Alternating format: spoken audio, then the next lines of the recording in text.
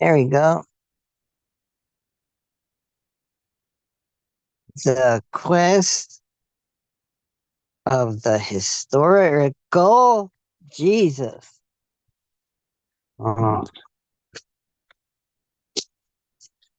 Let's see. Mm.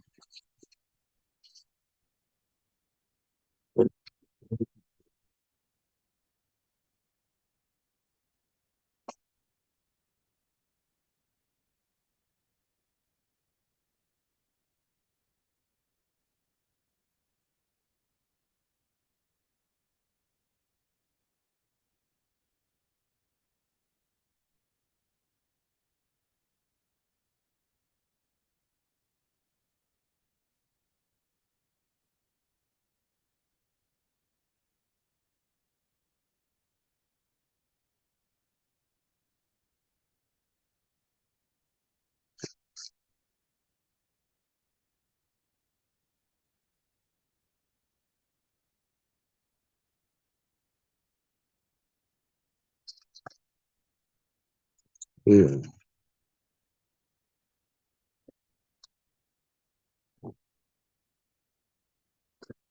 Hmm. I think, I think, oh, let me flip it over.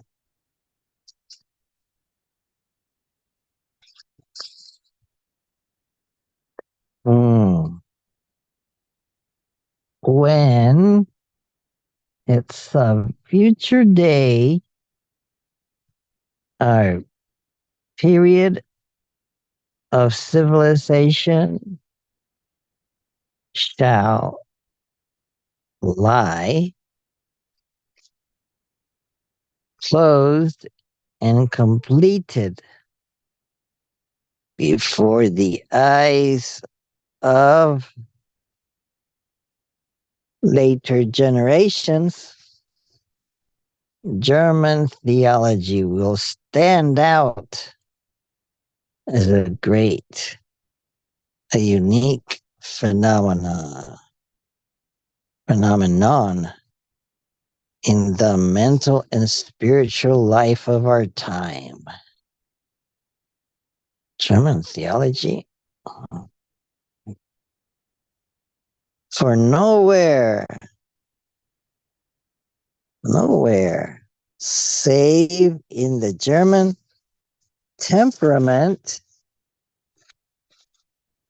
can there be found in the same perfection the living complex of conditions and factors of philosophic thought, critical acumen, historical insight, and religious feeling, without which no deep theology is possible.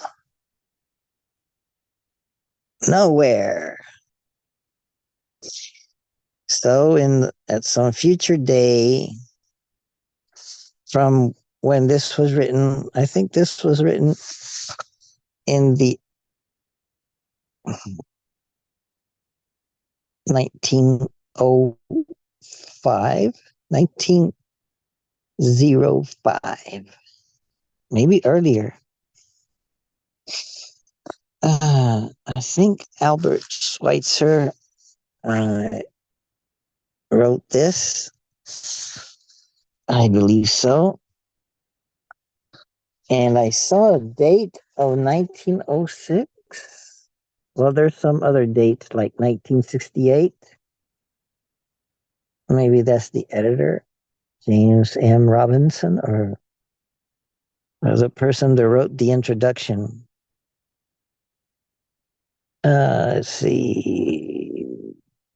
First Macmillan Paperback Edition, 1961. Second, seventh printing, 1971. Okay, so it was translated from the first German edition in 1906. So this was probably published in German in 1906 or '05 or earlier. So these thoughts were written, let's say, 1905. What does that mean?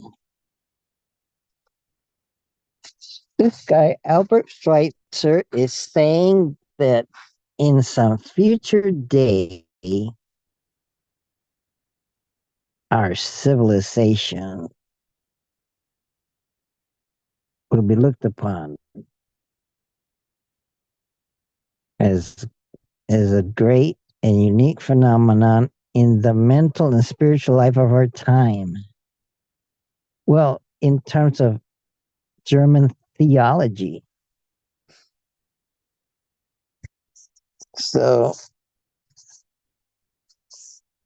German theology, as in Christian theology,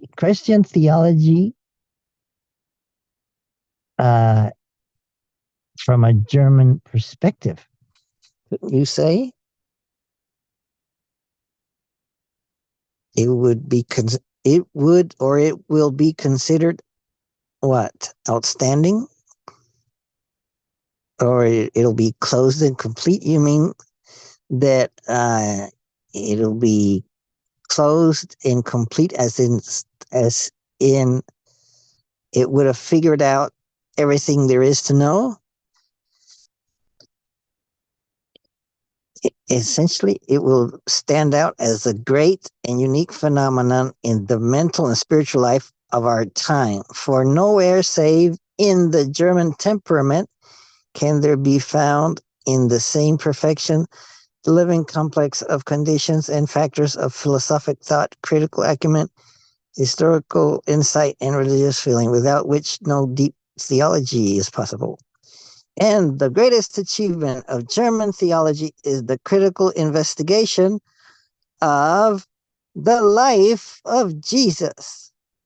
What it has accomplished here has laid down the conditions that then determined the course of the religious thinking of the future.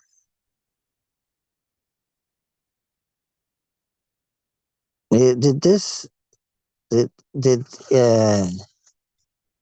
this author Albert Schweitzer is saying that uh, it will be considered as a great achievement. No, as something outstanding. What? What is outstanding?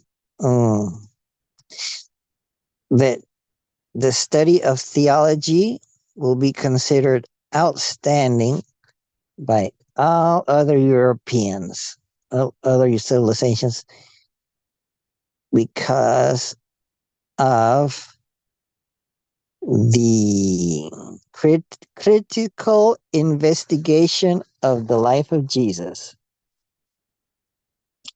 I wonder if that's true. Maybe it is true in that because of Albert Schweitzer, it became a great achievement, or it became outstanding, or maybe nobody had been doing it as well before, as as as right then in 1905 or a little earlier is when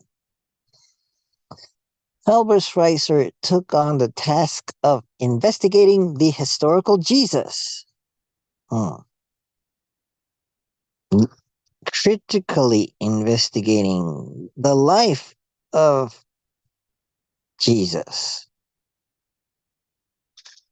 As it says here,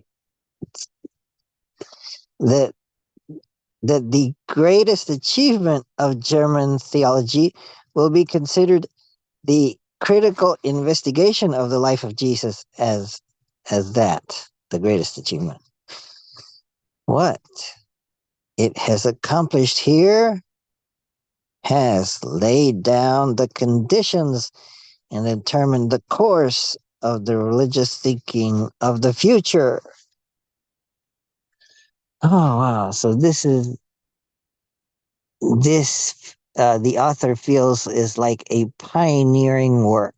He senses this is outstanding. This is incredible. This is great. And it's going to be considered great by all other nations. And that greatness will be in German theology. What of German theology? It'll be great. It'll be considered great because of its investigation into the life of Jesus. So, in the history of doctrine, its work has been negative. It has, so to speak, cleared the site for a new edifice of religious thought. In describing how the ideas of Jesus were taken possession of by the Greek spirit, it was tracing the growth of that which must necessarily become strange to us, and as a matter of fact, has become strange to us, of its efforts to create a new dogmatic We scarcely need to have the history written. It is alive within us. It is no doubt interesting to trace how modern thoughts have found their way into the ancient dogmatic system, there to combine with eternal ideas to form new constructions.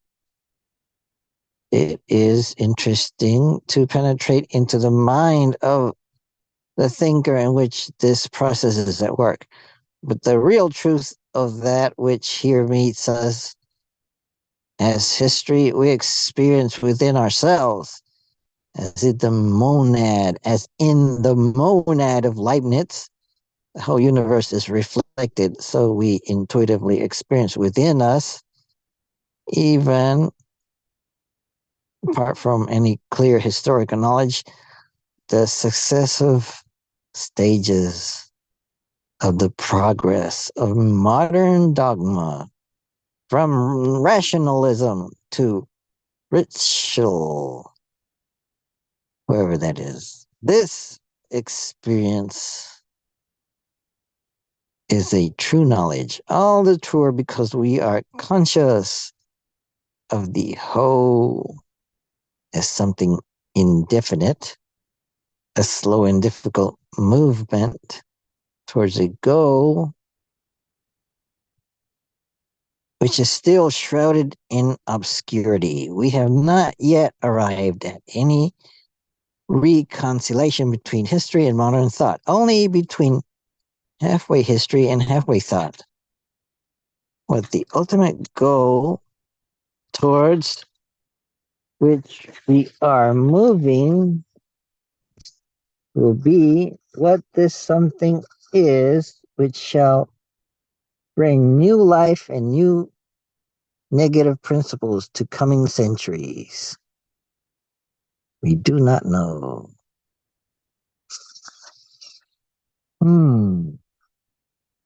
We can only dimly divine that it will be the mighty deed of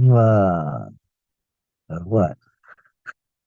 Of some mighty original genius whose truth and rightness will be proved by the fact that we, working at our poor half thing, will oppose him and main and oppose him and main. We who imagine we long for nothing more eagerly than a genuine, powerful enough to open up. No. We who imagine we long for nothing more eagerly than a genuine, no, than a genius, powerful enough to open up with authority a new path for the world, seeing that we cannot succeed in moving it forward along the track which we have so laboriously prepared. For this reason, the history of the critical study of the life of Jesus is of higher intrinsic value than the history of the study of ancient dogma or the attempts to create a new one. It has to describe the most tremendous thing which the religious consciousness has ever dared and done in the study of the history of dogma. German theology settled its account with the past. In its attempt to create a new dogmatic, it was endeavoring to keep a place for a religious life in the thought of the present. In the study of the life of Jesus, It was working for the future in pure faith in the truth, not seeing whereunto it wrought. Moreover, we are here dealing with the most vital thing in the world's history. There came a man with a capital M to rule over the world. He ruled it for good and for ill. As history testifies, he destroyed the world into which he was born. The spiritual life of our own time seems like to perish at his hands. For he leads to battle against our thought a host of dead ideas, a ghostly army upon which death has no power, and himself destroys again the truth and goodness which his spirit creates in us so that it cannot rule the world. That he continues, notwithstanding, to reign as the alone great and alone true in the world, of which he denied the continuance, is the prime example of that antithesis between spiritual and natural truths, which underlies all life and all events, and in him emerges into the field of history. It is only at first sight that the absolute indifference of early Christianity towards the life of the historical Jesus is disconcerting.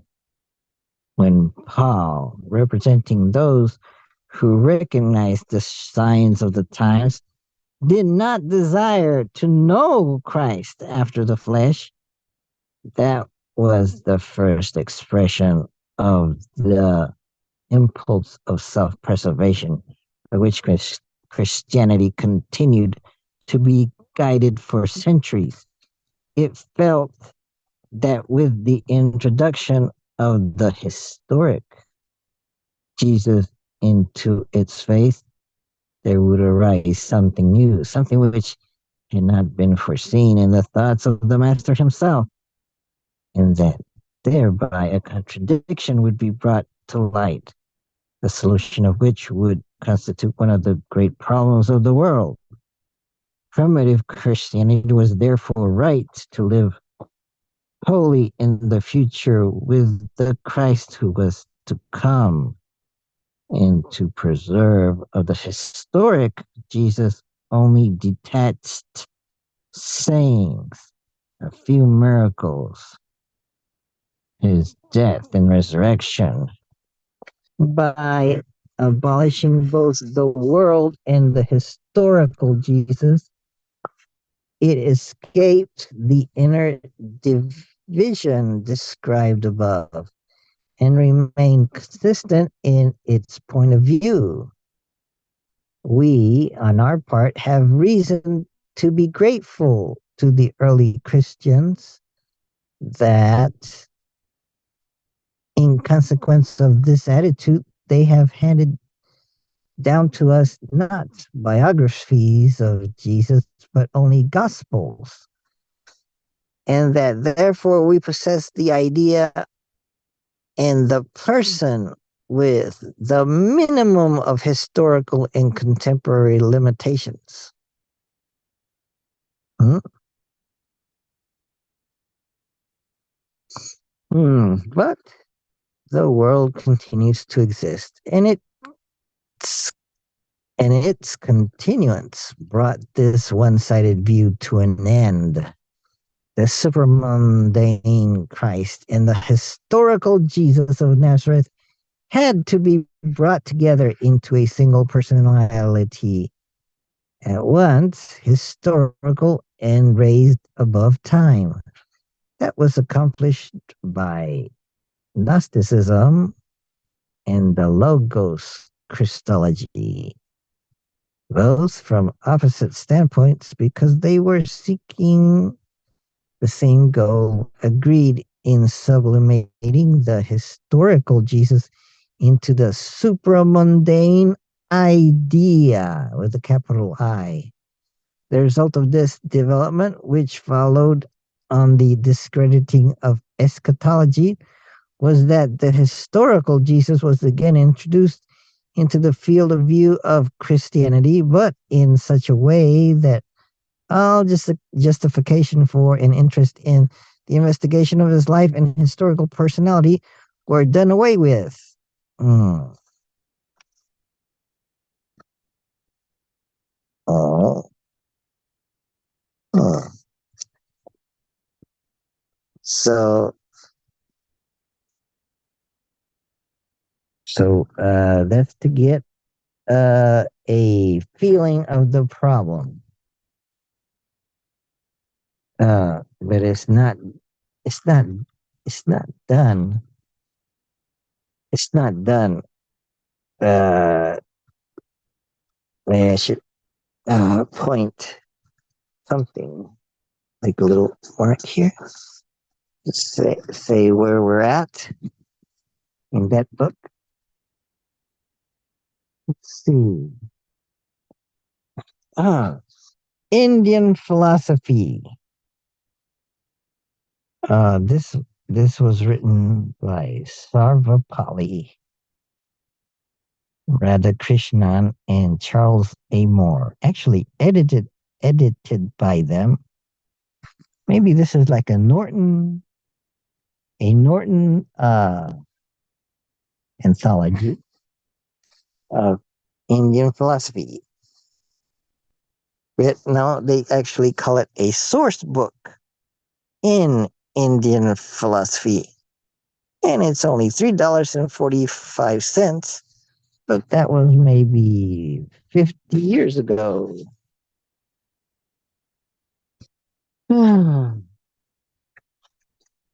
Let's see. Mm.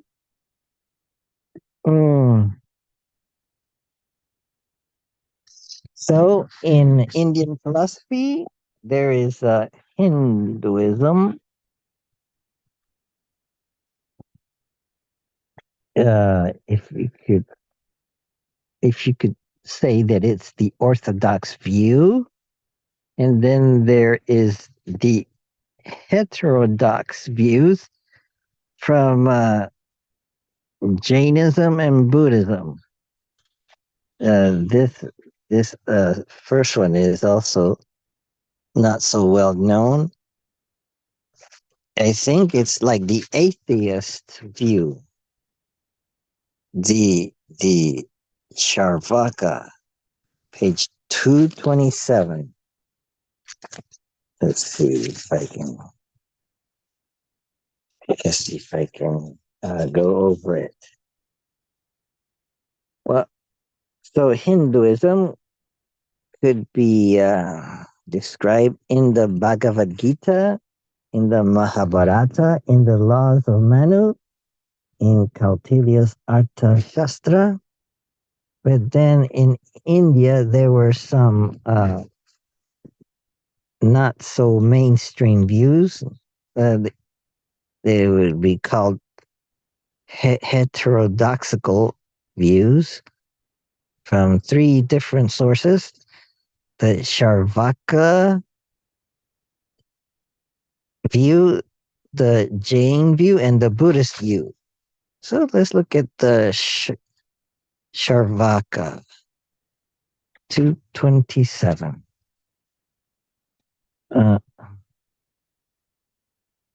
well, but first let's look at the Buddhist view. That it was counter to the mainstream Hindu view. Well, they didn't call it Hindu. Maybe they did. The Hindus didn't call themselves Hindu. maybe they would call themselves Brahmins. The Brahmin view, Brahmanist view. The Buddhist view would be under Buddhism. Buddhism had a history of 1,000 years in India, and as the centuries rolled by, its doctrines varied. The teachings of the Buddha, the Hinayana, that's the early form of Buddhism, and the Mahayana, the later forms, and several specific schools constitute the history of Buddhism.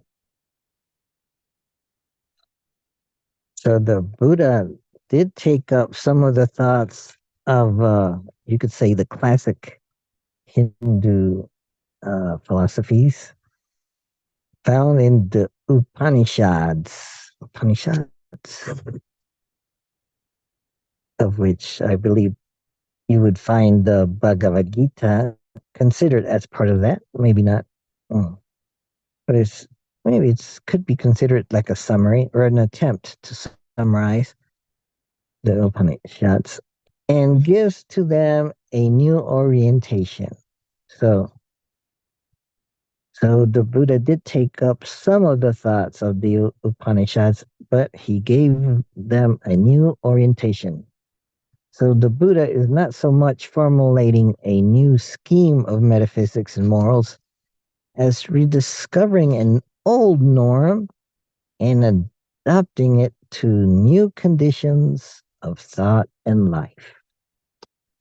Oh, so the Buddha was not that original.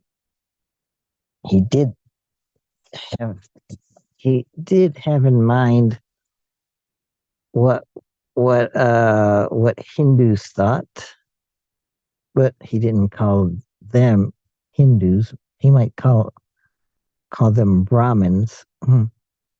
So his four noble truths are that there is suffering, not that life is suffering, but that there is suffering, that it has a cause, that it can be suppressed, that, this is the fourth one, there is a way to accomplish them. That would be through the eightfold path, correct?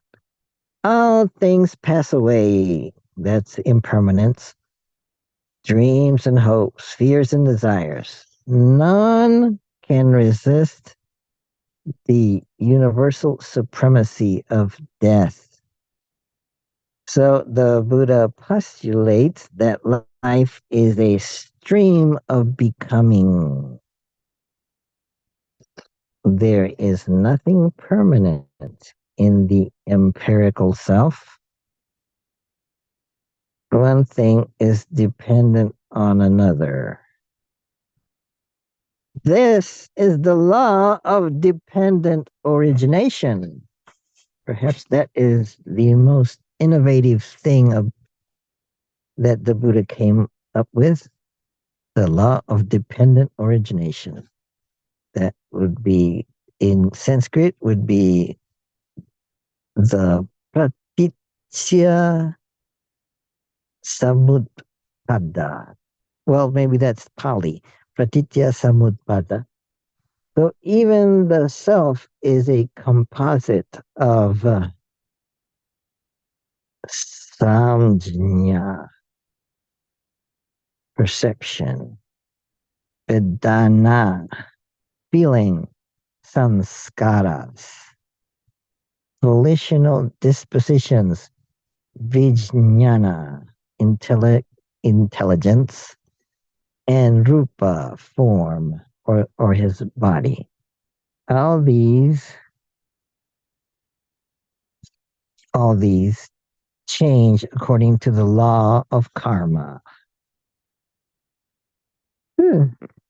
So the cause of suffering is traced to ignorance and selfish craving.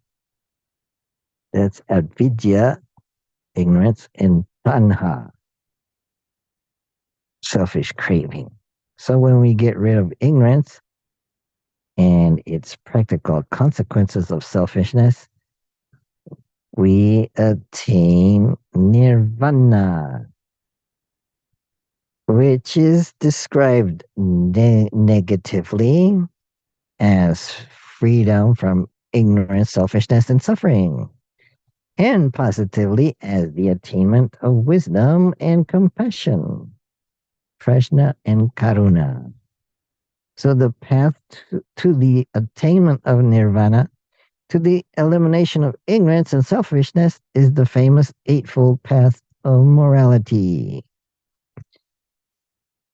That would be right view, right speech, right meditation, right effort, right concentration, right what else? Right livelihood. What else? Right. There's eight of them. I missed a few maybe. Uh, anyway, the Buddha does not affirm a positive reality underlying the world of change. A self underlying the empirical series of mental happenings in the positive character of nirvana, while he does not prepare, no, while he is not prepared to dogmatize, he's not prepared to dogmatize on these issues, it would be improper to look upon him as a skeptic or an agnostic or an atheist. Mm, maybe maybe he was trying to be non-political, trying to be non-religious, or trying to not take any stand in particular. As he is deeply interested in the ethical remaking of man, as he feels that metaphysical disputations would take us away from the task of individual change, he keeps silent on the nature of the absolute reality, the self, and nirvana. But his silence is not a cloak for ignorance and skepticism, whereof we cannot speak. We must keep silent. This is the great tradition of the mysticism of the Upanishads. As Buddhism spread, then different answers were given to these central metaphysical issues. So the Hinayana, that's the what's the considered the early Buddhism, developed the doctrine of the transitoriness of substance or individuals. The goal of existence is defined as nirvana, whose content is not further specified. It upholds the ideal of the saint, Arhat, who frees himself from bondage to karma by his own ideals. The Buddha is not so much a savior as an example. The worship of the Buddha is merely an act of commemoration. The popular gods were introduced into Buddhism in its more religious form to serve as objects for meditation. Then later on, the Mahayana appeared, and this form of Buddhism gives us a positive philosophy which believes in the reality of an absolute Buddha ta ta ta. Buddha ta ta ta. Buddha ta ta ta. The absolute, the reality of the absolute. the essence of existence. Religiously, this is the Dharmakaya, which means embodied law. Hmm. But I don't think this law is like human laws that govern human societies. It's more like natural law, embodied natural law. Embodied meaning that it takes up a form. So that is the Dharmakaya. Maybe a better way of saying it is not embodied law, but embodied truth. Or, yeah, Dharma as in truth. The truth body. Hmm. The world of experience is phenomenal, an expression of the absolute reality. The Buddha himself is a personification of the law. Here we have the transformation of Dharmakaya into the Sambhogakaya, the enjoyment body. So we go from the truth body to the enjoyment body. Uh, hmm.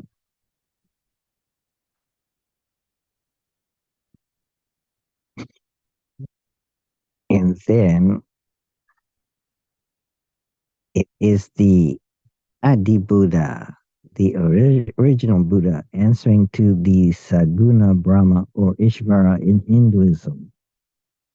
While the Arhat is the ideal of the Hinayana, the earlier Buddhisms, it is the Bodhisattva, a would be Buddha, that is the ideal of the Mahayana. You see, both the word Hinayana and Mahayana have the suffix ay, uh, ayana, yana. Yana means vehicle. So Hinayana means lesser vehicle, and Mahayana means greater vehicle. A bodhisattva, out of abundance of his love, engages himself in the task of teaching every sentient being how to attain nirvana. For Mahayana is is is not about annihilation, but it's about attainment for oneself and for others. Actually, yes, attaining Buddhahood for the benefit of others. Although by attaining it oneself, then one can help others. But actually, one doesn't have to wait until you attain Buddhahood and then you help others. You start helping them now, or well, you don't really, you don't have the wisdom to help others, but you kind of motivate everything you do uh, for their benefit by it. It's you know it's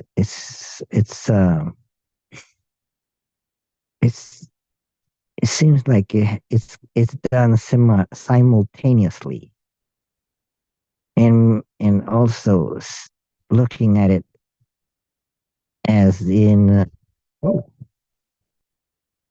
oh, hmm,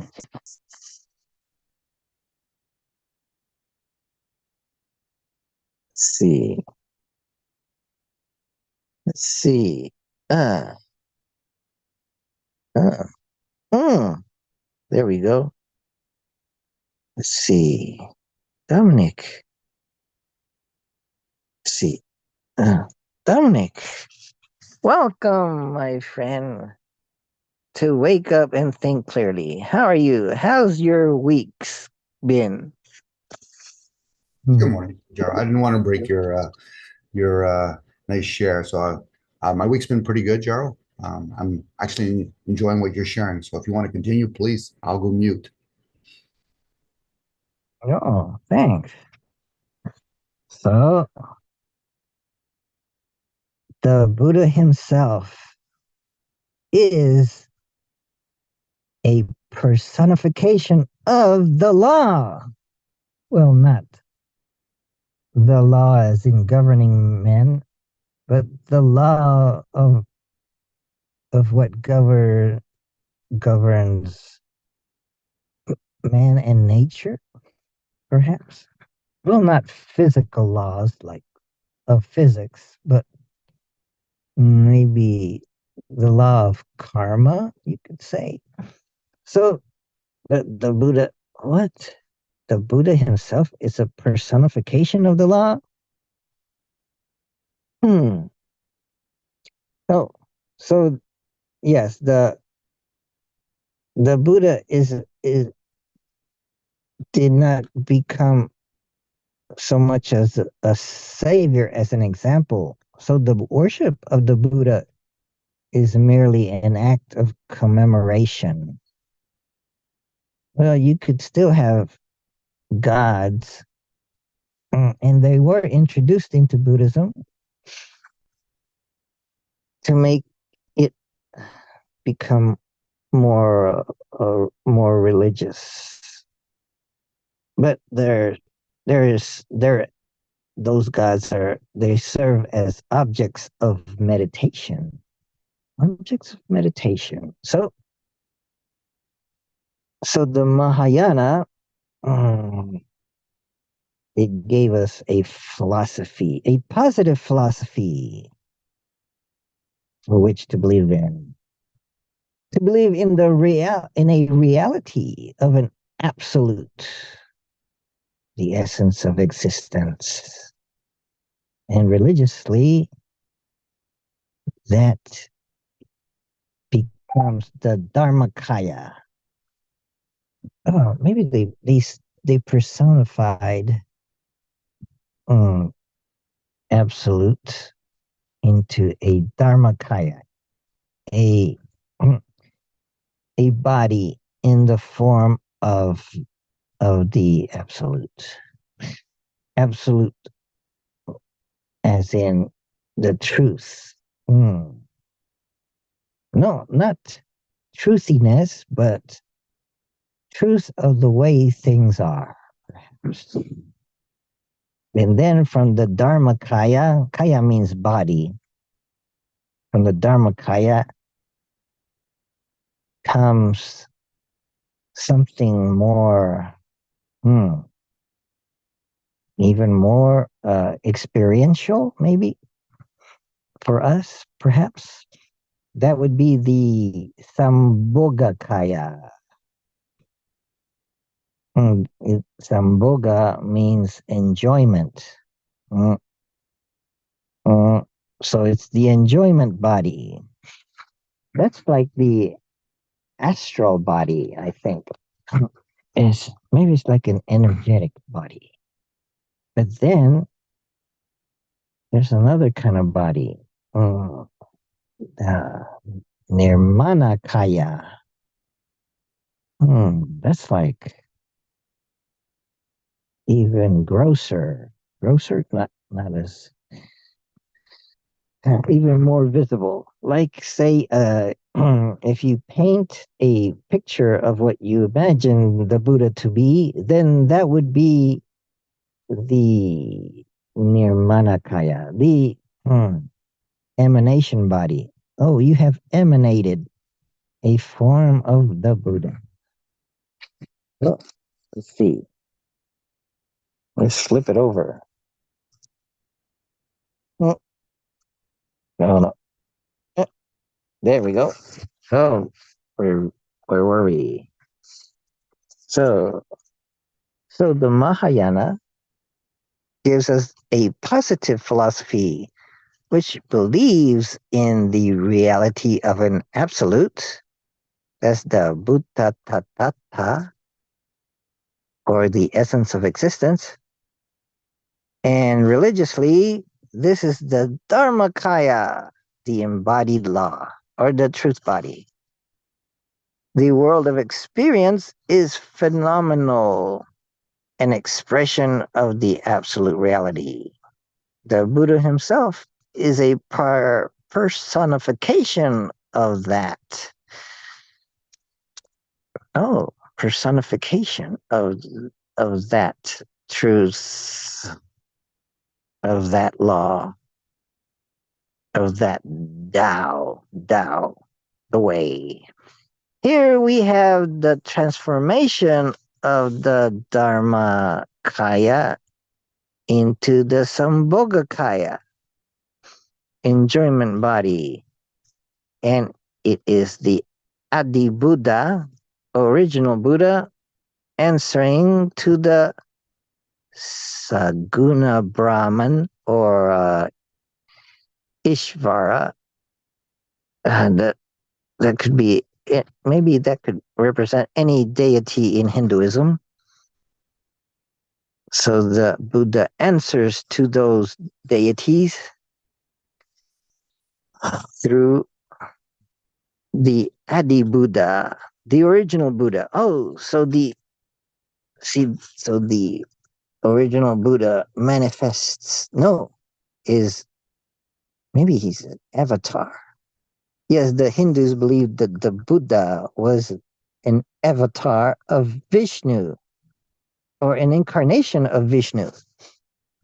But probably Buddhists don't buy that. While the Arhat is the ideal of a Hinayana, like a Buddhist saint, it is the Bodhisattva, a would-be Buddha, like a Buddha in training. That is the ideal of the Mahayana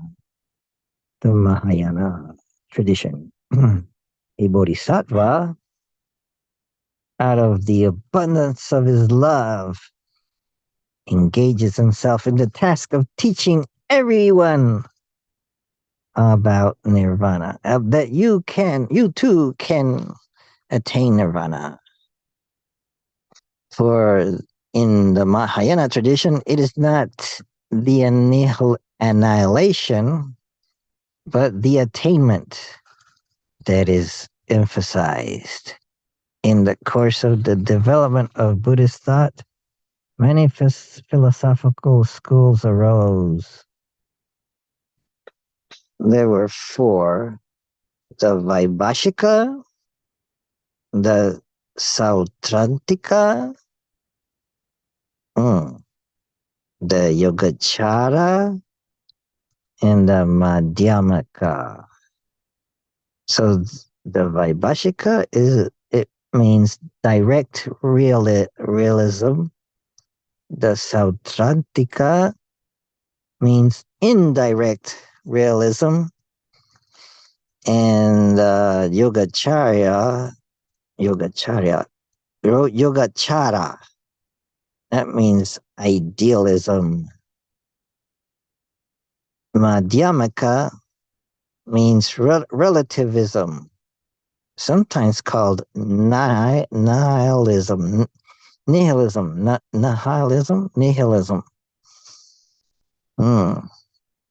which belong to the Mahayana.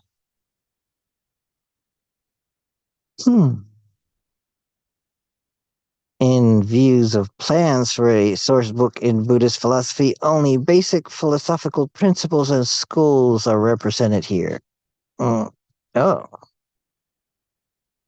so the principles and the schools are represented here. The principles in their schools. So we have within Hinayana, there is some schools that arose from it. Oh, but there were three characteristics that mm, that are found in Hinayana. Hmm. So whether Buddhas arise, or priests, or whether Buddhas do not arise, it remains a fact, and the fixed and necessary constitution of beings that all its constituents are transitory. This fact a Buddha discovers and masters, and when he has discovered and mastered it, he announces, teaches, publishes, proclaims, discloses, minutely explains, and makes it clear that all the constituents of being are transitory. Whether Buddhas arise, O priests, or whether Buddhas do not arise, it remains a fact and fixed and necessary constitution of being that all its constituents are misery. What? Yes, that's what it says, misery. The fact that a Buddha discovers and masters, and when he has discovered and mastered it, he announces, teaches, publishes, proclaims, and discloses, minutely explains, and makes it clear that all the constituents of being are misery. What? Misery? As in suffering? So all is suffering? Whether Buddhas arise, or priests, or whether Buddhas do not arise, it remains a fact and the fixed and necessary constitution of being that all its elements are lacking in an ego. In other words, it's lacking in anything substantial, permanent, self nature.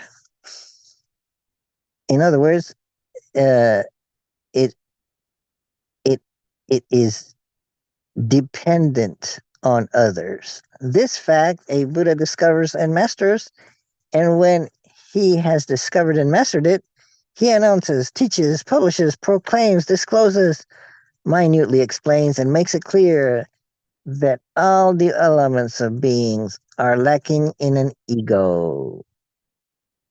So those are the three characteristics. So the template is the same for all three of them.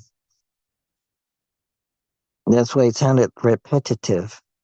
But the difference between the three is that the first one is all about, or is the discovery that everything is transitory, or in other words, everything is impermanent. And then the second characteristic is that there is misery or suffering. And the third characteristic is that what? Oh, that everything lacks an ego. Well, in not a Freudian ego, but maybe a self, or well, not even a self. Maybe what it's saying is that they lack inherent existence. They lack. So whatever object you pick up, you can say that it cannot exist on its own. It depends on people caring for it, or people believing in it. Like if you pick up a cup, you believe that this cup will be able to be filled with water. And so if you find it has a function and it's useful, so you give it the function of a cup and you call it a cup. But does the cup itself know that it's a cup? No. The cup doesn't even to itself, it doesn't exist. Or it's egoless, you could say. It's insubstantial. It's mm, it doesn't have a self nature. Mm, What's another word? It's it lacks inherent existence. It depends on others for its existence. It's made up existence. Oh, so those are the three characteristics that comes from earliest forms of Buddhism, the Hinayana, the lesser vehicle, and but also in the Hinayana you have the first sermon. Hmm. Oh, that talks about the middle way. Hmm, maybe. Oh, and the Four Noble Truths. Perhaps. Let's see. And the synopsis of truth. And what else? Hmm. Oh yes, here's the fourth of the Four Noble Truths is the path that leads to the cessation of suffering is the Noble Eightfold Path consisting of right outlook, right resolve, right speech, right acts, right livelihood, right endeavor, right mindfulness, and right rapture of concentration. Oh, right. Rapture of concentration, that means wisdom, I would say. Hmm. Let's see. Huh? Ah, Good morning.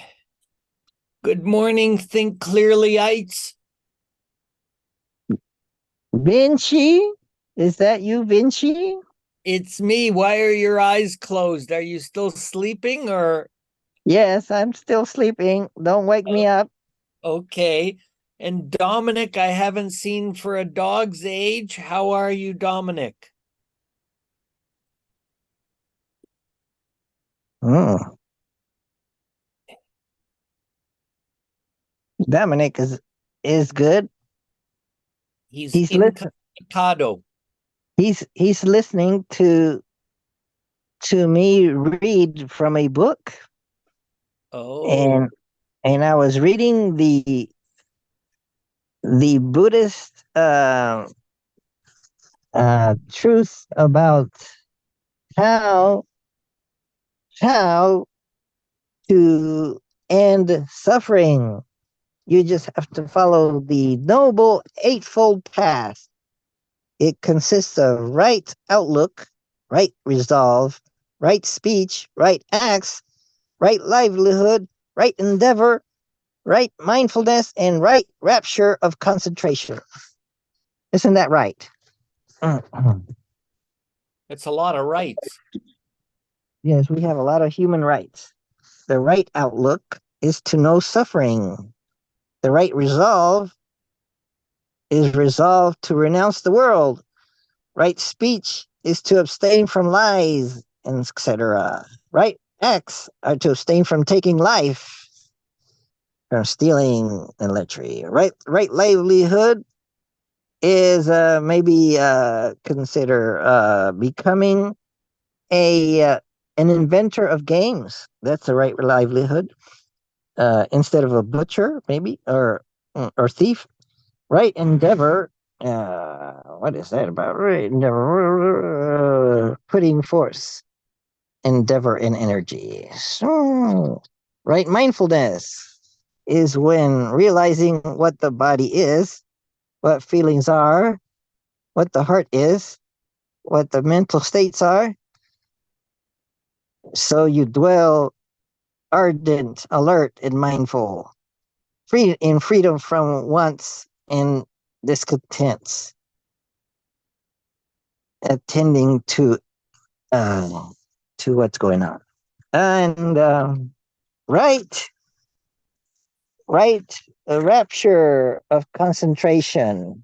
That's when you play the game of Vinci and you're engaged in a rapture of concentration, divested of lusts and divested of wrong dispositions.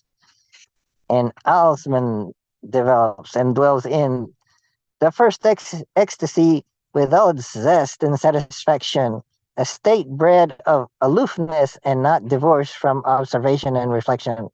By laying to rest observation and reflection, he develops and dwells in inward serenity, in the focusing of heart, in the zest and satisfaction of the second ecstasy, which is divorced from observation and reflection and is bred of concentration, passing thence to the third and fourth ecstasy. This, sirs, constitutes the noble truth of the path that leads to the cessation of suffering.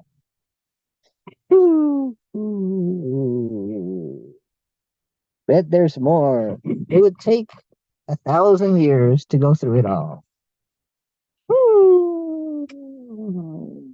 I have to excuse myself and make my right breakfast. Oh, go forth. I will go forth and make the right breakfast, or at least start the water boiling. And tell Dominic I send him my regards. Make sure you maintain right mindfulness and right effort and right concentration while you do your breakfast rightly. And I will stand up from this And- chair by putting more emphasis on my right foot. Then your left, or Yeah. then your wrong foot. Right, or whatever. That's right. Correct. Maybe we should use the word correct instead of right. Because right sounds too political. Let's see. Oh, I woke up late this morning and started the meeting at 8:15. So maybe there were a bunch of people wanting to get in and they gave up and left. Let's see.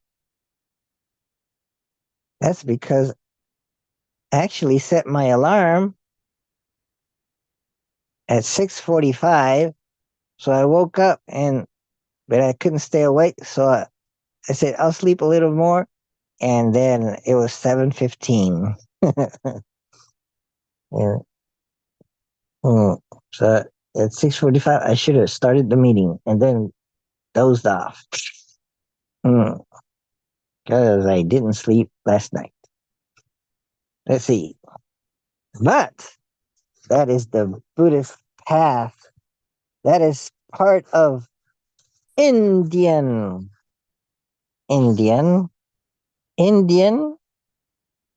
what? Indian philosophy? Yes, I think so. That's in this book. Indian philosophy. A source book on Indian philosophy. It's like a Norton anthology of Indian philosophy. So I was just reading the part on Buddhism, but there's other schools of Indian philosophy. There's Jainism, and there's one called Charvaka. I think that's the one that's kind of like atheism. Let's see. This system,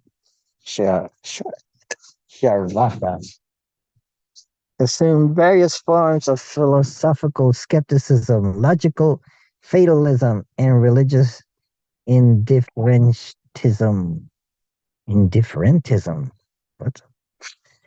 Its origins can be traced as far back as the Rig Veda. It is mentioned in the epics as well as in the dialogues of the Buddha. Even the Bhagavad Gita refers to it. The main work in this system is the Spati Sutta, 600 BC. It's not available. Maybe they refer to it. Maybe we've lost it. We have reconstructed the doctrines of this materialism from statements of the positions and criticisms found in other works. The doctrine is called Lokayata. And it holds that only this world, Loka, exists, and there is no beyond. There is no future life.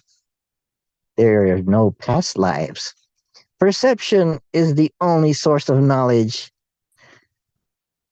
Is that like empiricism? What is not perceived does not exist.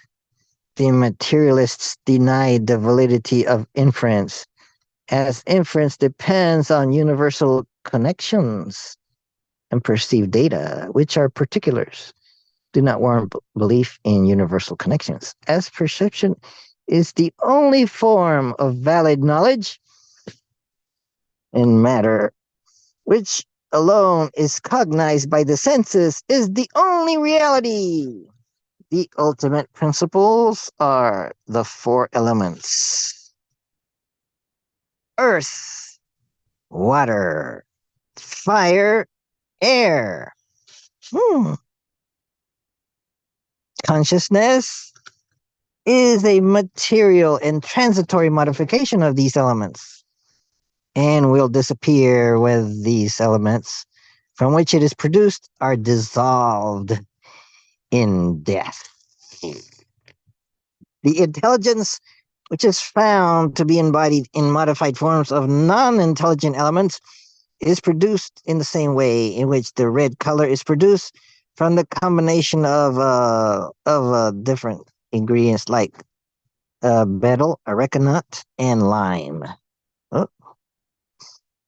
The soul is only the body qualified by intelligence. It has no existence apart from the body.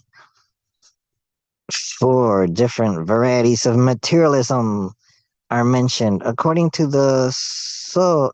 No, according as the soul is identified with the body, the senses, the breath, or the organ of thought.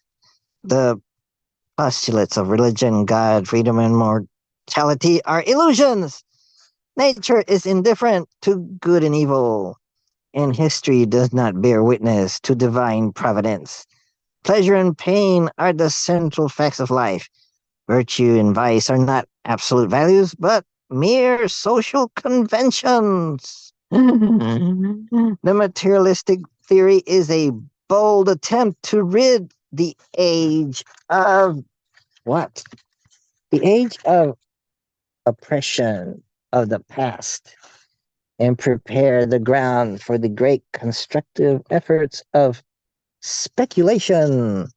It is one of the three major heterodox theories, the others being Buddhism and Jainism, in that it did not draw its theories from the Veda, from the Upanishads, and did not attempt to justify its teachings by reference to these basic orthodox texts.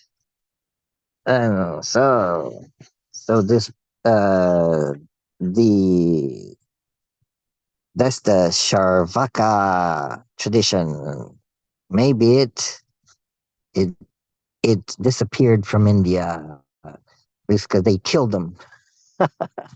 Those Hindus, they got rid of them. Maybe no, who knows what? Or they drowned in the sea of Hinduism and Buddhism. The Sharvaka system. And this doctrine is the refutation of inference. And then we have the Jainism. Jainism. What is Jain? Jain. Oh, Jainism. What is that about? Jainism. The Jainas are the followers of their Vardhamana Mahavira, 599 BC to 527 BC, which systematized the doctrine of the three Tritankaras, founders of the past. Saba, Aditanata, Aristanemi, all of the ancient date mentioned in the Yajurveda. The Jain system does not accept the authority of the Veda. It commands the truth of its system on the ground of its accordance with reality. Its scheme of the universe is said to be grounded in logic and experience. Its central features are the realistic classification of being, its theory of knowledge with the celebrated doctrines of Syadvada and Saptabhangi, and its ascetic ethics. So the Jainas admit 5 kinds of knowledge. Mati, or ordinary cognition, includes memory recognition and induction. Sruti, or knowledge derived through signs, symbols, or words, includes association, attention, understanding, and Naya, or aspects of meaning of things. And number 3, Avadi, or direct knowledge of things at a distance in time or space, clairvoyance. And number 4, Manapajaya, or direct knowledge of the thoughts of others. Is that like telepathy? Kevala, or perfect knowledge, which is all comprehensive. The first 3 are liable to error, not the last 2. Consciousness is the essence of the self or soul. Its manifestations are perception and intelligence. The former is simple apprehension, while the latter is conceptual knowledge. The Jainas adopt the mediate theory of perception and holds that things are extramental realities. The relation between knowledge and its object is an external one with regard to physical objects, though it is different in the case of self-consciousness. As light reveals itself and other objects, so the wisdom reveals itself in others. In knowing any object, the self knows itself simultaneously. In its perfect condition, the soul is pure wisdom and darshana, knowledge and intuition. In its imperfect condition, there are disturbing media, passions and emotions, which cause the inflow of matter and prevent the soul from exercising its natural function in full measure. Souls are substances characterized by intelligence, and differences among souls are due to the degrees of their connection with matter. The prominent feature of Jaina logic is its doctrine of Naya, or aspects or standpoints. Knowledge is either of the thing as it is in itself, or of the thing in its relation. Nayas give us knowledge of a thing from particular standpoints, and these relative views are abstractions from which reality is regarded. Nayas are said to be 7 in number. The Saptabhangi, the 7 forms. We use judgments in 7 different ways to discriminate the several qualities of an object. Jainism holds that all knowledge is only probable or partial. It gives us a somehow, a perhaps, or a maybe. This is the doctrine of Syadvada. This doctrine is described in detail in the introduction and selections of section B of this chapter. The whole universe is traced to the everlasting, uncreated, independent categories of Jiva and Ajiva, the conscious and the unconscious, or no, the non-conscious. So animate beings are composed of soul and body. The soul are distinct from matter and are eternal. Non-conscious they're divided into two main classes. Those without form, rupa, such as dharma, principle of motion, adharma, principle of rest, space and time, and those with form, rupa, such as food, gala, or matter. The Jainas believe in the atomic structure of the universe. The cause of the soul's embodiment is the presence of it. No, the presence in it of what is called karmic matter. The self is never separated from matter until its final release. The way to deliverance is through the three jewels of right faith, right knowledge, and right conduct. Oh, good. I like Jainism. You only have to know three rights. In Buddhism, you have to know eight. This is simpler. Right faith, right knowledge, and right conduct. Belief in real existence or the tattvas is right faith. Knowledge of real nature without doubt or error is right knowledge. The practice of the five virtues, ahimsa, nonviolence, truth speaking, non-stealing, chastity, and non-attachment to worldly things constitutes right conduct. The Jains were the first to make ahimsa, nonviolence, into a rule of life. There you have it. Wow. Isn't that right?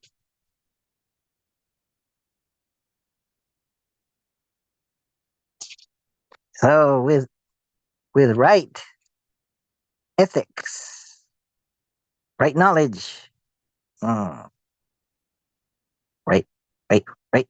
What else? What else is right? Mm, right knowledge, right conduct. But what's the other right? Mm, mm, mm. The three jewels, right faith. Oh, right faith. What's right faith? What? Why do you need faith? You can just believe in in nothing. Then wouldn't that be no faith? Hmm. Why is faith important? Hmm? Hmm? Belief in real existence. Or- Oh, so if you believe in real existence, then you have the right faith.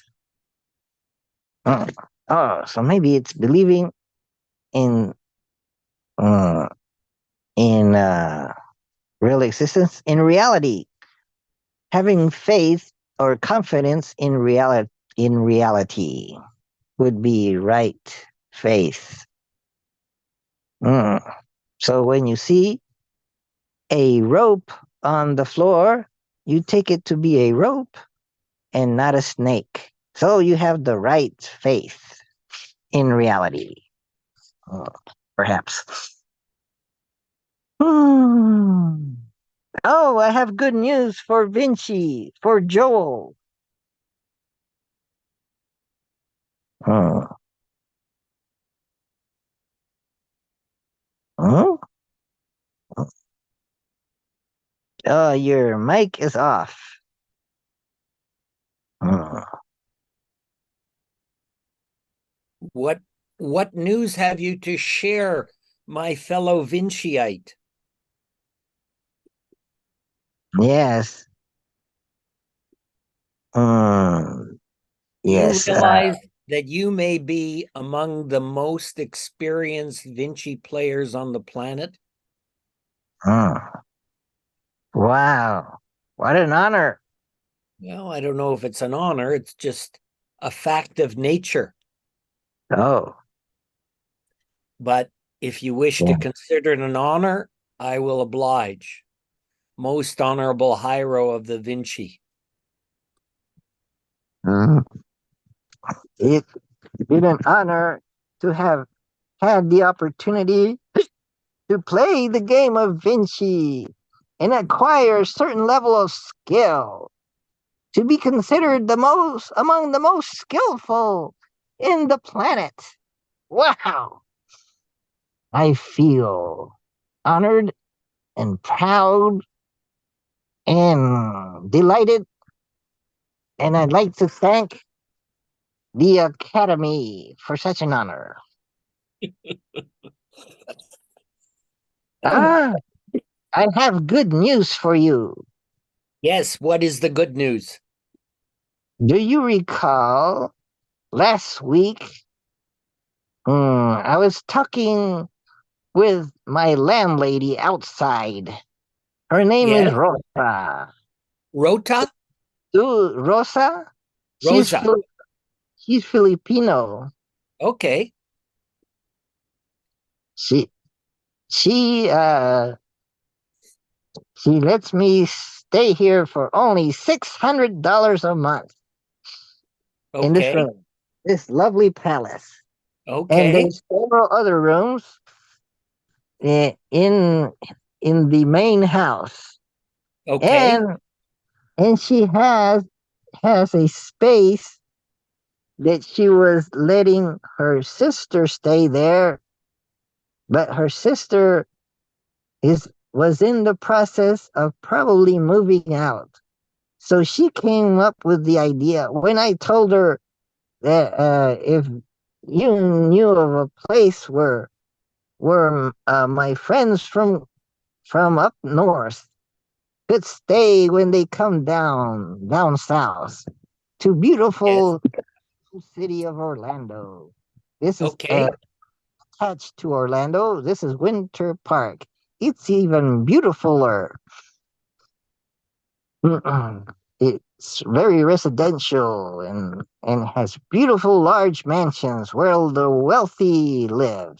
I guess I live in the poor side of the town. The houses that were built in the 1950s and 60s. One story, ranch style. This is one like it. With Is a Rosa willing to engage us as tenants for part of the winter? Is that the import of what you're saying? Oh, is Rosa willing? Uh, uh, she's uh, she's always looking to make a buck here or save a buck there. So there's And nothing wrong with that, I don't think. so I mean, she's a practical person. when I mentioned that maybe you might be interested in staying in one of her rooms if made available for maybe I I priced it less than what a hotel would be a week with a kitchenette because Oh, it's got a kitchen? I heard that a kitchenette, a room with a kitchenette and bathroom, of course, in a hotel would run might run 350 a week. So I priced this house as this room with a kitchen available and bathroom. It's as maybe you could rent it out to him for 300 a week or something like that. And so she considered it and said, "My sister, who's been living in like a living room section, is probably moving out. So, hmm, what I could do maybe is I would move the stuff that I need temporarily into that living room area that's kind of hidden with with a curtain away from the kitchen, while the the visitors from Canada could stay in my lovely master bedroom with a newly remodeled a newly renovated master bedroom with new tiles and one of those showers that you open a glass door to get in. Those kind of modern bathrooms. So So so I'm not clear what we're talking about anymore because it's gone on too long, but Rosa has a room with an attached bathroom. Is that oh, get what? down to bare bone facts? Yes. Let's get down to the essence of the story. Yes, the only the three Jane principles. So I know one thing. You are in a suburb of Orlando called Winter Park. And in that suburb of Orlando or adjacent area to Orlando is a lady called Rosa who has a home. And in that home, she has a new what's happening here? I put up two fingers and I'm getting bubbles. Anyway, and she has it available when her sister moves out. Yes, yes, when her sister moves out, her sister is actually living in a living room area.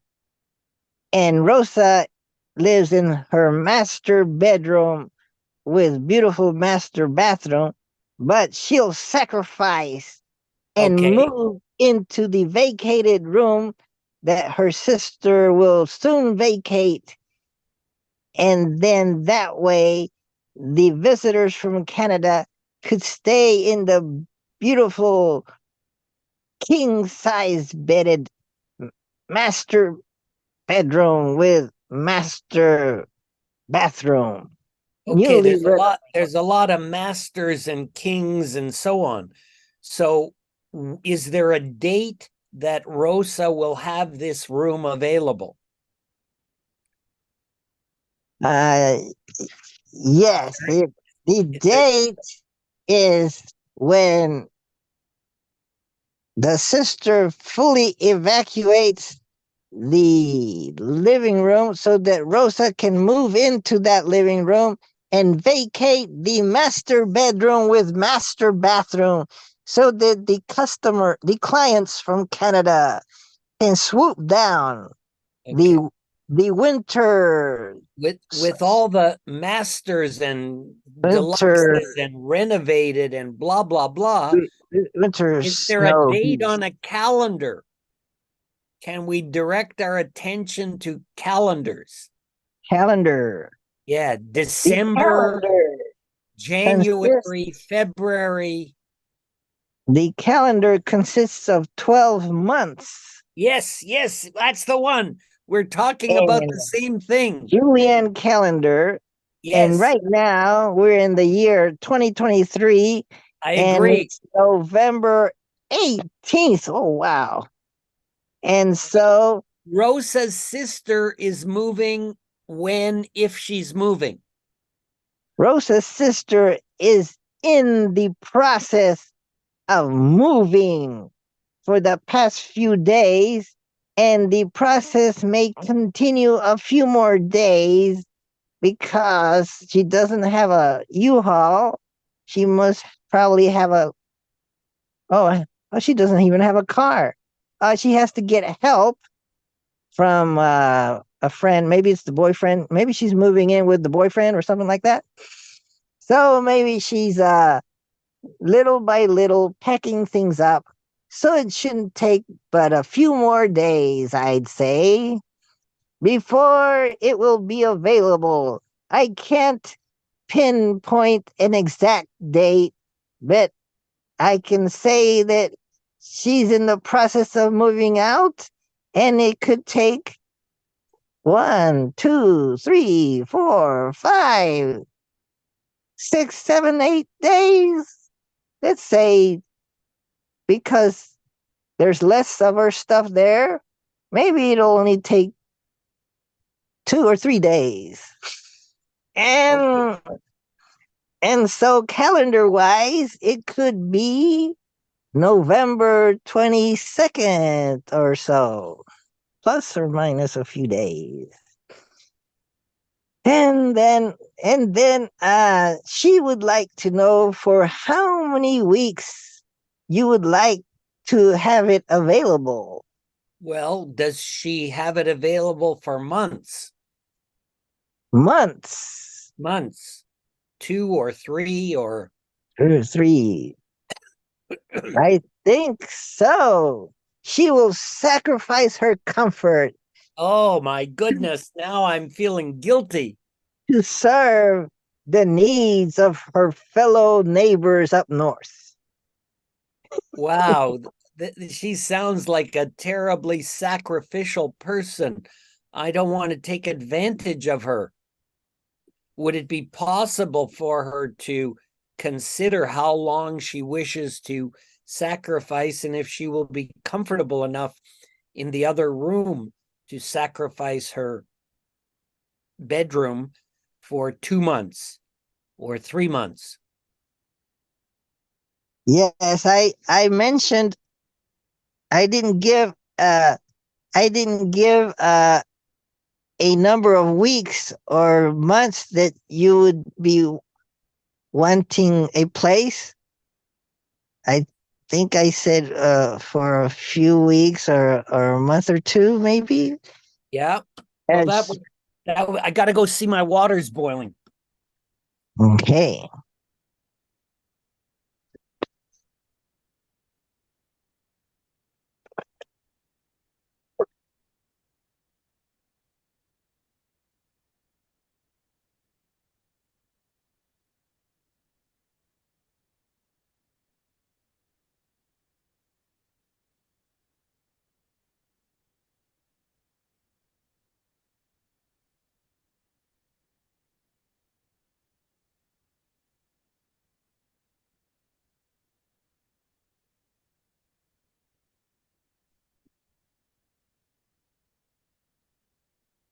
Hmm.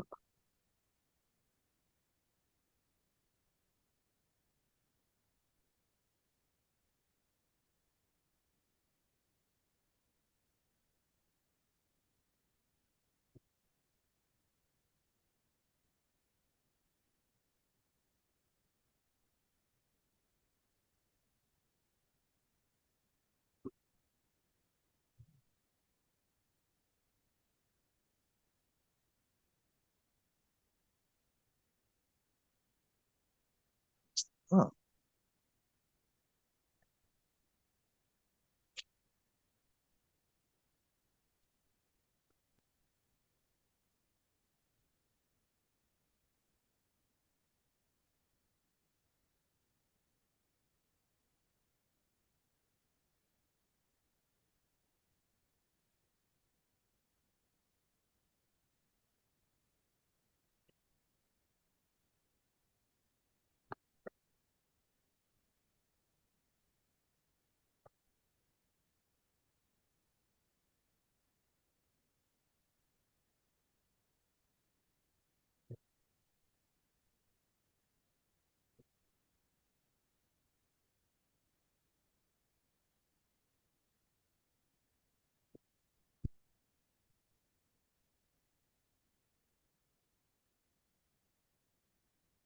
Let's see. Okay.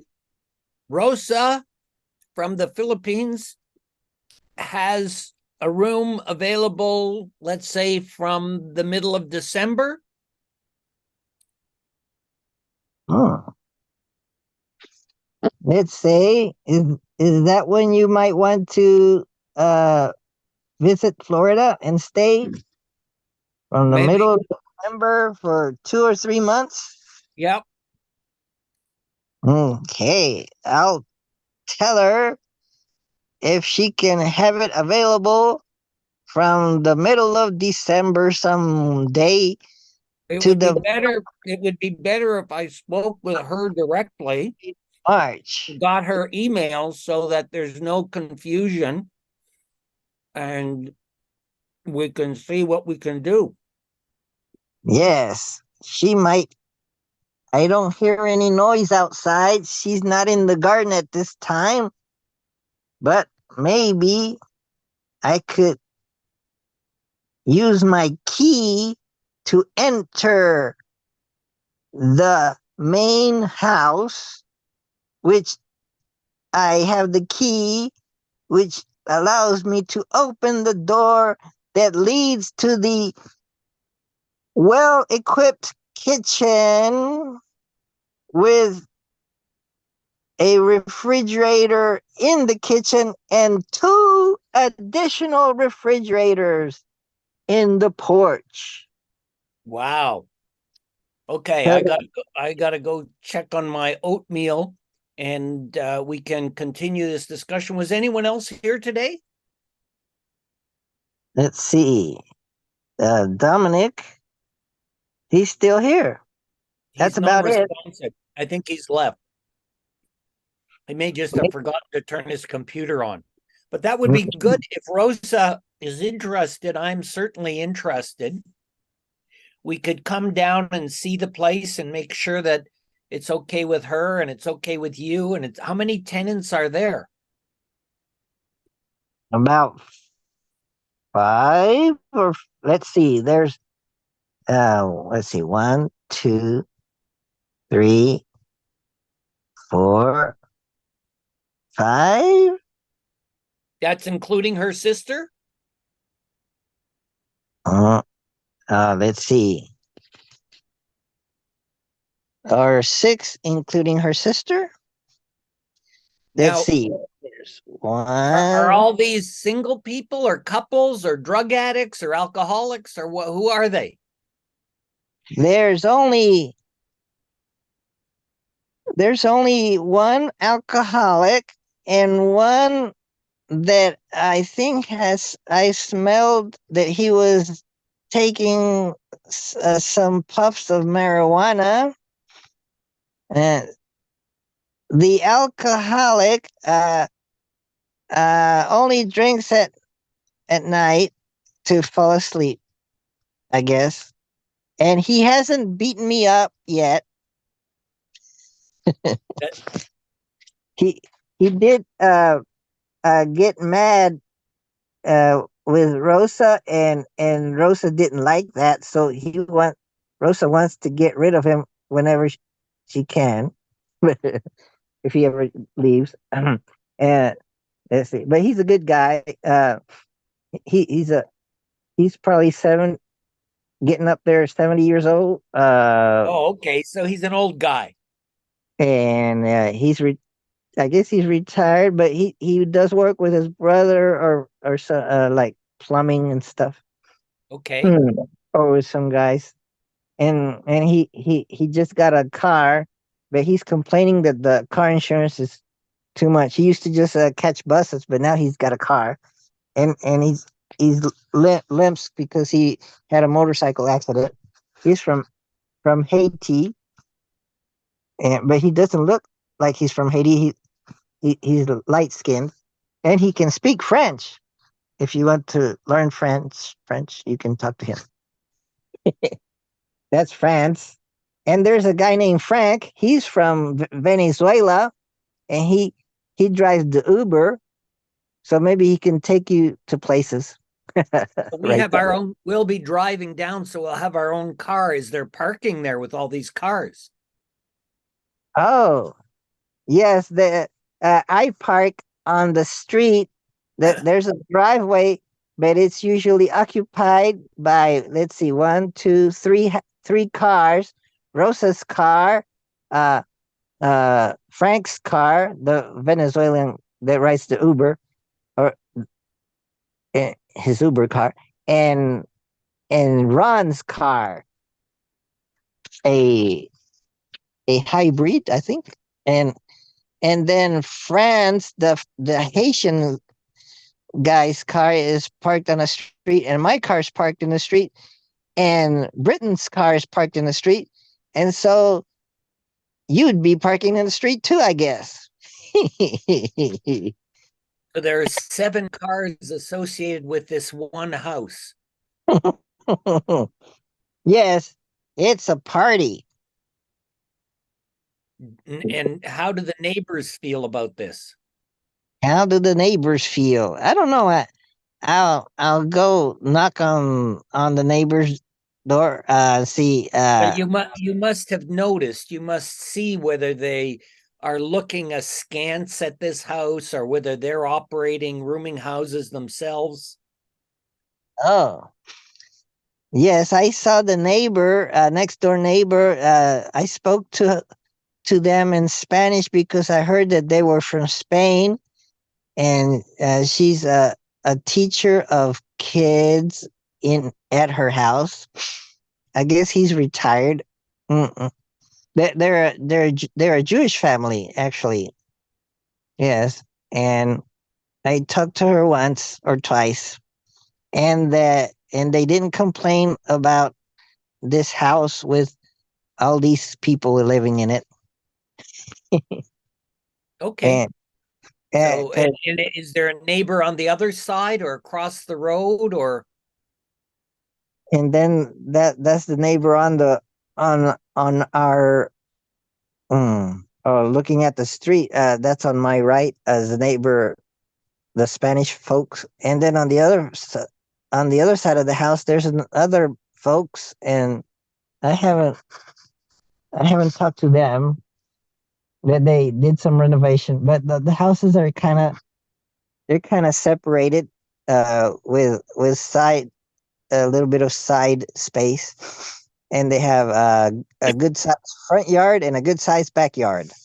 All the houses seem to have. Mm, mm, mm. And then across the street, there's a house, and it has its big front yard, and another house, and it has its yard and fence, so they can't hear any noise. There is this guy that plays video games, and in his supercomputer. Mm, I don't know what kind of games it is, but maybe it's shoot 'em kind of games, maybe realistic kind of games. And maybe he plays with other people or something. And sometimes he gets really upset at his performance, and he starts shouting at the computer, and it sounds like somebody's killing him. But uh, I wonder if the neighbors hear that. Maybe not because it's kind of far. But sometimes when I'm walking by where he lives, you can hear his shouting, like screaming. "Ah!" There he. Well, it sounds like an interesting neighborhood. So the first step is to communicate with Rosa and confirm if she does want to have a tenant for part of the winter and when that would be available, and then determine whether or not we want to try that. I'll mention that to Nianita because she is Filipino as well, so maybe they'll get along. And Hmm. the parking looks like it's an issue or a potential issue. How often do you get parking tickets for parking on the street? Mm. Oh, I've never gotten a parking ticket, And how long or have you been there? or I've never gotten a warning. How I long don't have think. you been there? Wow. I think a year and a half. Okay, so that's a good sign. And well, thank you for making that inquiry, and we'll see if we can do anything with it. We're looking for a place. We actually haven't decided where we're going, or if we're going to Florida, if we're going to drive across the country to Los Angeles. And this would be a definite serious option. And I will mention it to Nianita, and if Rosa is interested, we can come to terms. Mm. Maybe we'll be neighbors. We can play Wow. sushi and study Buddhism all night long and go sing karaoke. But I got to go check on the breakfast.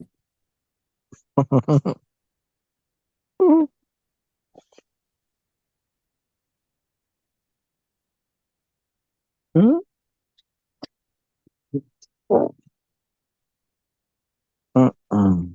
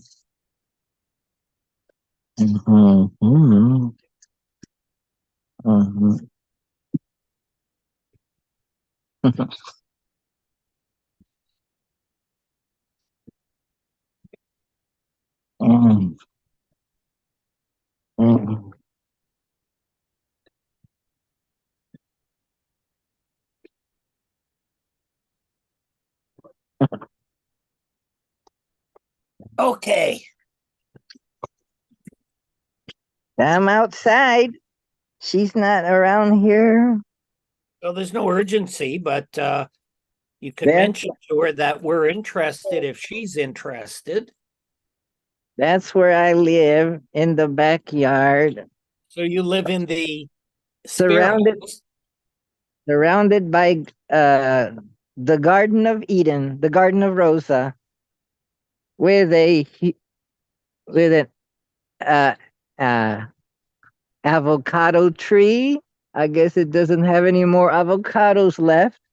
They all got harvested, and they're I didn't big. know avocados grew on trees. Mm, mm. Yeah, I didn't know either. And this is a mango tree. Yep, they grow on trees too. But I don't think there's any yet. Maybe later on. And this is a mm, this is a hot chili pepper bush. Oh, this is a, lime, a lime tree. Mm, mm, mm. And this is the main house with rooms for. Here's one of the rooms, and this is like the carport house. And here's the carport. Here's one, and another car parks here, and then that car parks there, and my car parks there, and another parks there, and maybe you could park down that street, or maybe here. But this is where the garbage is placed, and that's the neighbors from Spain.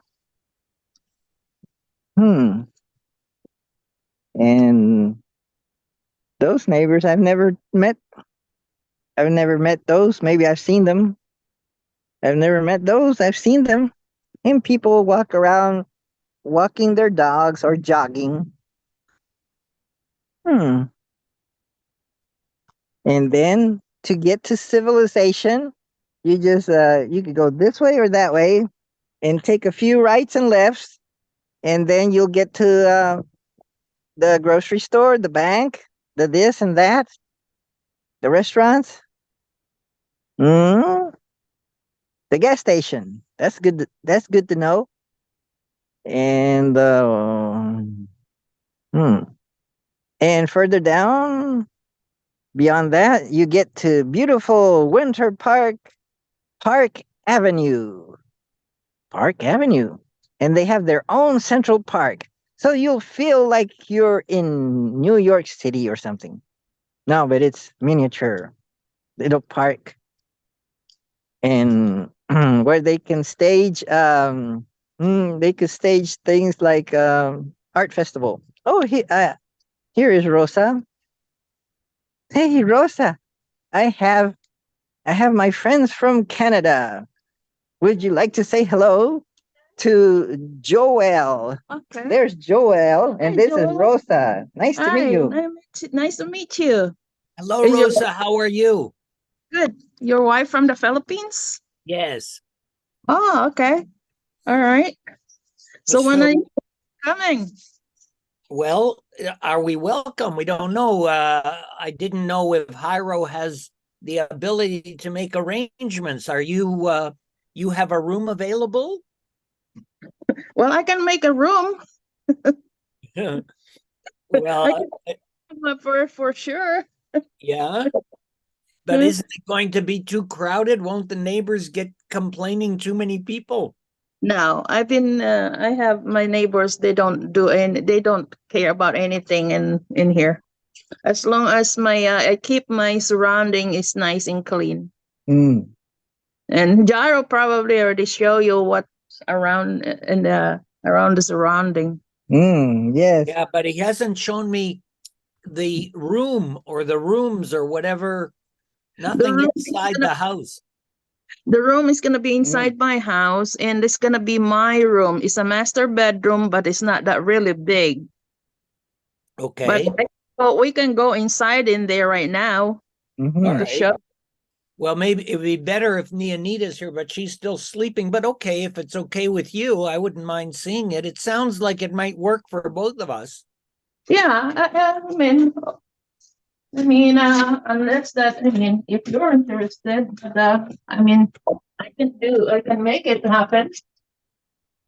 Here's the beautiful kitchen It's with an, the microwave oven. it's an old house though, but the neighborhood is good. Okay. Refrigerator here and 2 more refrigerators there. And the So you can put your snacks. right now, Oh, and I got mail. right now it kind of, Dining room so much stuff here. for Thanksgiving. Here's one tenant, another tenant, another tenant. And here's the master bedroom.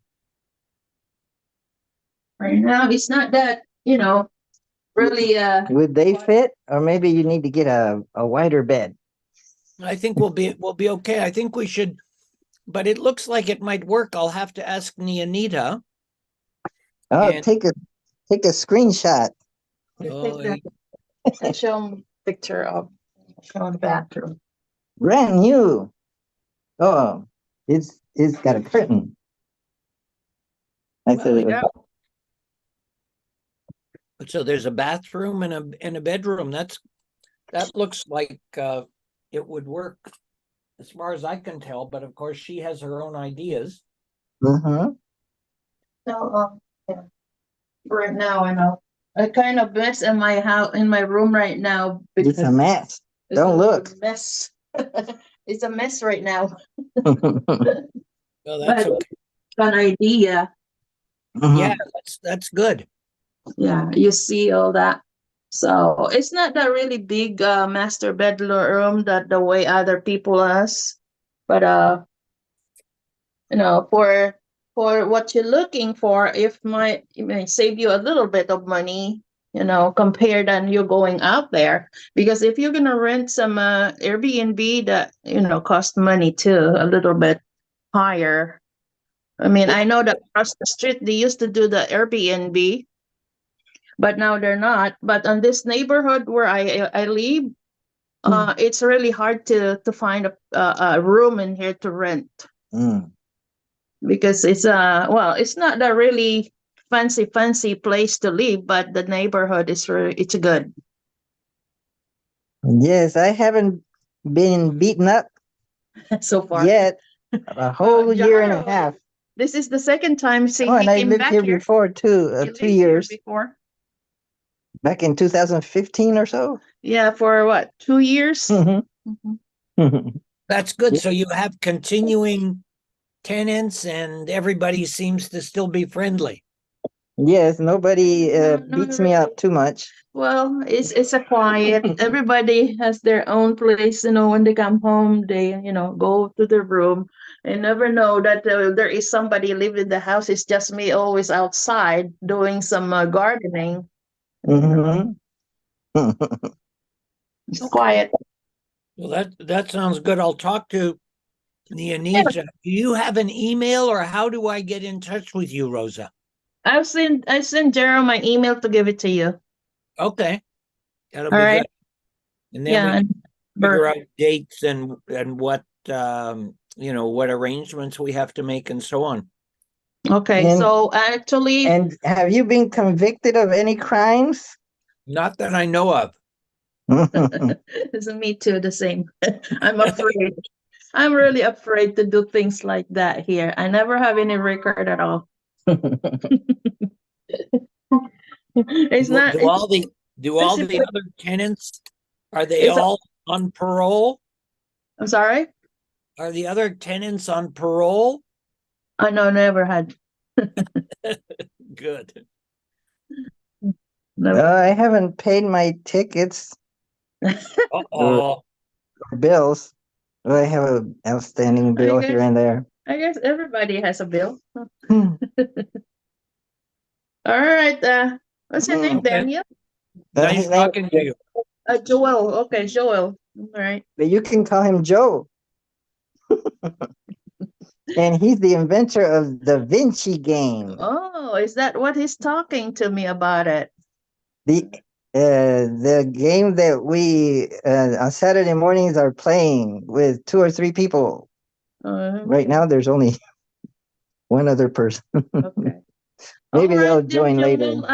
nice talking to you, and then we'll Nice talk. talking to you, Rosa. I'll send you Maybe her. we'll be neighbors for the winter. Okay. You think you'll stay be in Florida for 2 or 3 months? Yeah, that's the plan. Mm-hmm. Yeah, this is a nice area. It's close to everything. Well, here's Clem. Good. Perfect timing. Now we can play the game. Mhm. Mhm. I'll send you her email and phone number. Good. Good. Good morning, Clem. Good morning, Clem. Welcome to Wake Up and Play Vinci. What?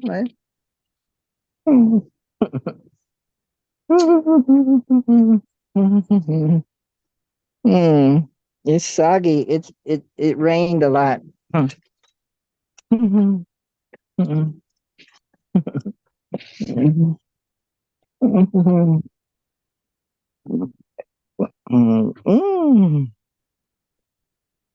Oh, he's back again. Maybe he got disconnected.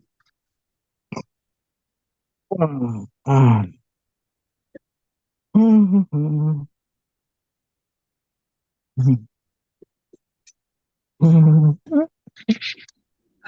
y'all hear me now? Yeah, we hear you now, Clem. Okay, I'm still. I have been working on this computer trying to get it to the camera to work on it, and for some reason it erased Cairo's number off my, the contacts or whatever. So I had to find it. Oh, Wow. okay. Did your friend that you were trying to show the video of the game to, did he want to Yes. come as well? I was gonna. I told him I would ask y'all first. Oh, yeah, that's very yeah, I meant to send you an email to say tell him to come, but I got busy and I didn't do it. Yeah, he'd be more than welcome, I would think. Unless That's okay. Yeah, he's a real estate broker, and matter of fact, I went up to his office and we sit there and play in a few games, and he had questions I didn't have answers for, and I told Right. him, I said, "Well, you need to write down these questions," and I said, "I'll talk to them Saturday or tomorrow and see what they say, and maybe you join, next week's." And he said, "Yeah, that's a good idea." He's real interested in it. He's one. He's going to help me to fix the instructions up better. Good. Yeah, I meant to write you to suggest that, but I didn't get around to it. Oh, that's all right. Yeah. So, Jairo, you're the computer expert. Why isn't his video camera working? I don't. Ooh. Is there a setting that links the video?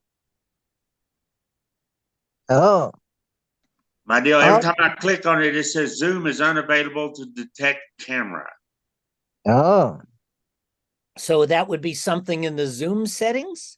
I don't know. I've even updated from Windows 10 to Windows 11. It took 2 days for it to load up. And then Wow. I've updated all my drivers, and it's still not working. So Oh, I'm just about to give up. do you mm, know where near the Windows 11 they put the start button, that little blue square divided into 4 parts button on towards the middle, and then to the right of that button there might be a space or a where you can look up things. You can write the word camera, and then Yes. maybe it'll find the camera, and then you can open it and see if it works. I've done all that, Cairo, and they have a repair deal where you can click on it to repair your camera. It'll find your problem, and it'll say it's done it, and I'll check, and it's still not working. Wow. I've done, I think just about everything except the right thing. What I've decided to do is probably after the holidays, take it to Best Buy, and they got those computer gurus that and just get them to fix it for me. Oh, what if you, not now, but whenever, you could uninstall Zoom and then reinstall it, and maybe it'll fix it and the problem. I've thought about that also. I haven't tried that yet. Hmm. That's a possibility. Mm-hmm. Hmm. Well, let me offer my non-professional ideas. And Jairo and Clem, you can tell me if you've already tried these or not. When you're in Zoom, as you are now, Correct. there's something that appears on the screen on the bottom that says stop video. Right. stop I made sure. I made sure that was checked. That wasn't checked. Okay. So when you select on that little upward pointing caret, you'll get a list of other things on. Do you see? Hmm. Yeah. The It's got more. No, right. The just to the right of the video camera, there's a list of things that say select a camera. If you touch it, you'll get a list of options. Okay. One of those options will say FaceTime HD camera, blah, blah, blah, blur my background, choose virtual background. At the very bottom of that list, there's something that says video settings. Hmm. Apparently, well, let's see. Hang on. Me. Hmm. Well, it didn't do nothing. Hang on. It says recognize hand gestures, play chime, reactions, notes. I think you're looking at something else. There's under the let's try this again. Under the Zoom settings, where the hell did I find that? Let me look. I don't know too much about this stuff, but if I go to stop video, wait a minute. How did I get there? I think I found, okay. If you go on the camera and just to the right of it, you select it, you get a list of options. You just touch it once with your mouse or your button. Yeah. And then on the bottom of that list, there's something called video settings. I'm not. Hang on. Show caption.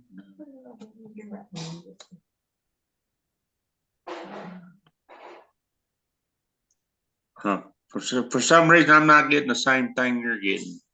Okay, it could be. I mean, I'm on a Macintosh and you're on a Windows, so that could be part of it. But I think there should be something like that on both of them. And what you get is a list, settings pops up. And then there's another list that says general video and audio. And you want to go to the second one. Huh. And it shows the one thing that I'm looking for is original ratio. Oh, we show, you may have a button click that says stop my video when joining. Yeah, I made sure that was not, Okay, well that's the way mine is, and my video is working. And then enable stop video incoming, see myself as active speaker when speaking. Yeah, so that's it. That's the one that I thought might have been causing the problem. And also you might have see myself as active speak.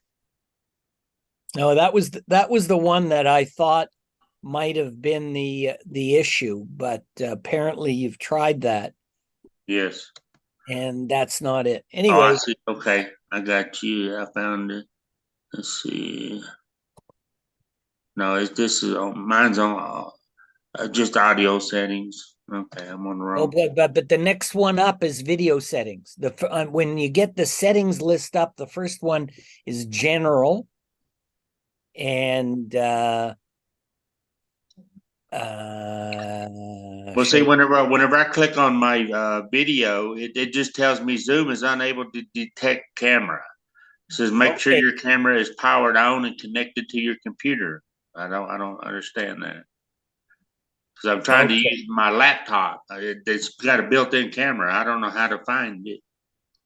Yeah, mean, that's for what what it I've got too. So that would be something in the Windows setting. Only Hyra would know about that because I can't see that on the screen or understand it. Well, everything that I've looked at, it says that usually in Windows 10 or 11, if the camera is not detectable, there's something wrong with one of the drivers.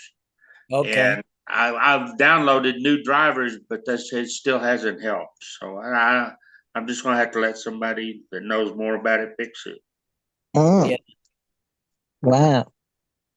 I'm telling you, I've literally been messing with it for the whole week trying to get it to work. Yeah. Hmm. Does your friend from the real estate office have Zoom? Does his work? He said that he does have Zoom on his computer up there at the office, so he would be having to go from his office.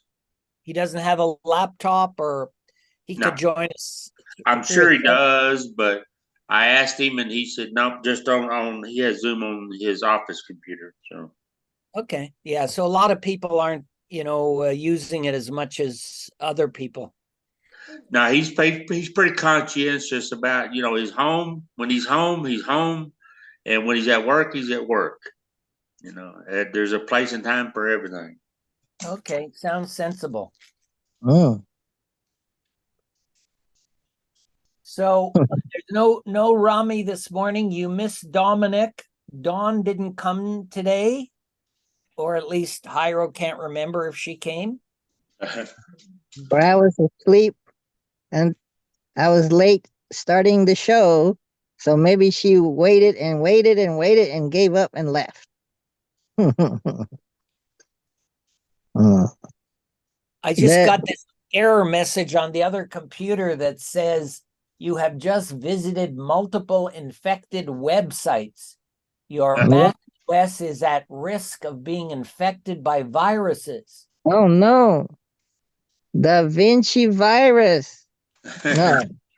It's telling me to scan it. It's trying to sell me McPhee, but there's no Oh way to get rid of no. it. How to get rid of it? Yeah. Is is that on your on another computer? Yeah. Is it a Mac or a It's a Mac. It's yeah? I think it's wanting to update to the latest version of the Mac OS. I guess we need Rami to tell us how to do that. Or are you familiar with Macs as well, Hyro? Mm. I I think I've done something like that before, but I don't do it very often. But, hmm. Is that a laptop Yeah, it's another laptop, but it's an older one. and it comes with a camera also? Yeah. Yeah, that's the one that I put the board on. Oh, and so it's coming up with annoying messages to install McAfee or something like that Yeah, yeah, that's it. to get rid of some virus that they say you might have so that you buy McAfee. Exactly. Oh, so it won't go away or you can't close it. I just got rid of it. Yay! I don't know what I did exactly, but I pushed a few buttons and it's gone. So I You may be infected. you're a virus killer, a murderer. You're an I'm a- antivirus. now I can switch computers since I got this new version of Zoom, Hmm. and I'll still be. Here's your skid, whatever. Hey, Oh, there you are. I think your Yeah. audio's off. You're muted, but that's okay.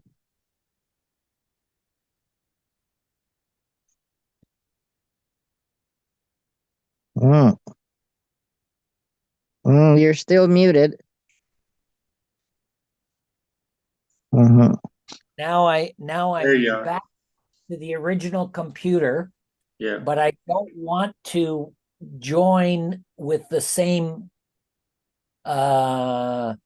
name, so I have to change the name on the other computer. Oh, so Make you it- have distinct users on Zoom, Yeah, so there won't be any conflicts of yeah, so interest. I can operate as two different people. Wow, you're uh psycho, Schizophrenic. schizophrenic. Okay. Wow, we have two Vinci's. Now, do you want Clem was asking about sending someone the Zoom link or the YouTube link. So do you want to try and do this as a bit of an instructional thing so that we highlight the board and we can go through the rules and people can then just go on YouTube? I noticed, yeah, I think that would. Uh, uh, I got an idea. So to have a video of instructions, what we could do is we could leave the meeting and then I start a new meeting, but I give it a name, uh, the game of Vinci, how to play, or something like that, and then we join and we go over the rules and maybe play a game or two. Well, I mean, whatever you want to do. I just the Then important that thing. way it will have its own title and it'll start at the beginning of when we do the Vinci demonstration.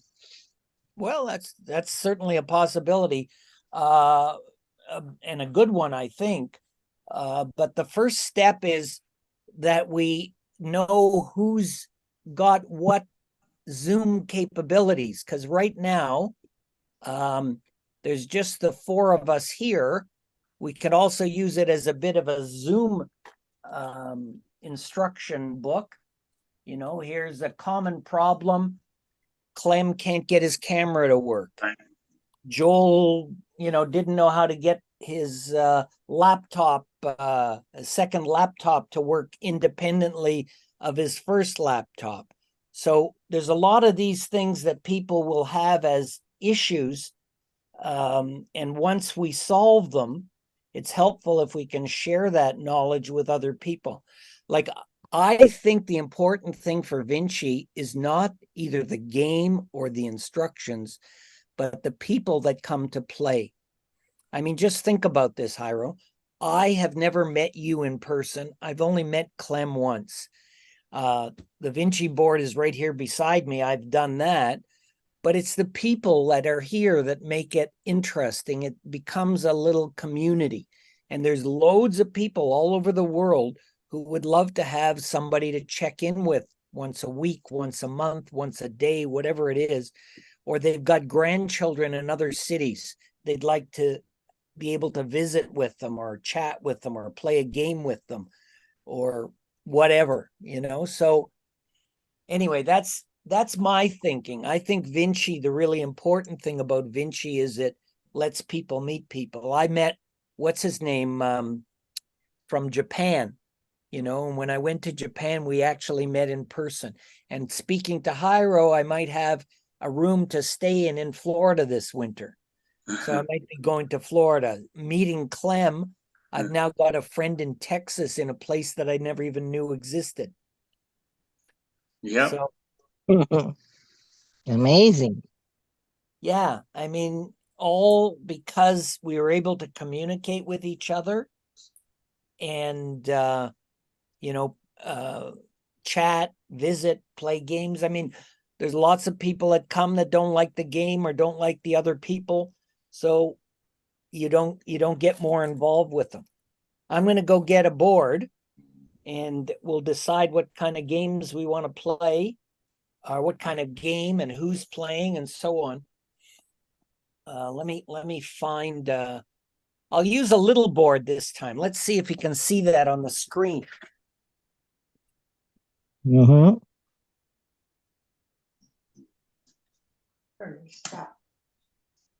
Oh, here I got two small boards.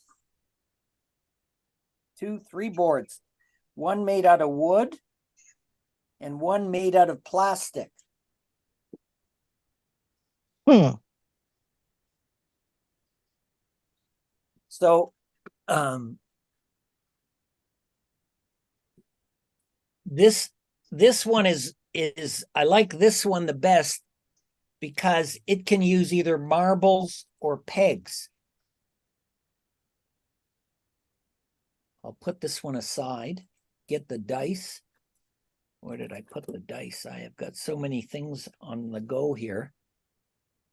Is this one visible? Yes. You want to Yeah. highlight can you spotlight that one, Hyro? Yes. Let's see. Let's see. Or do you want to make me a co-host? Let's see. Let's see. Uh, let's see.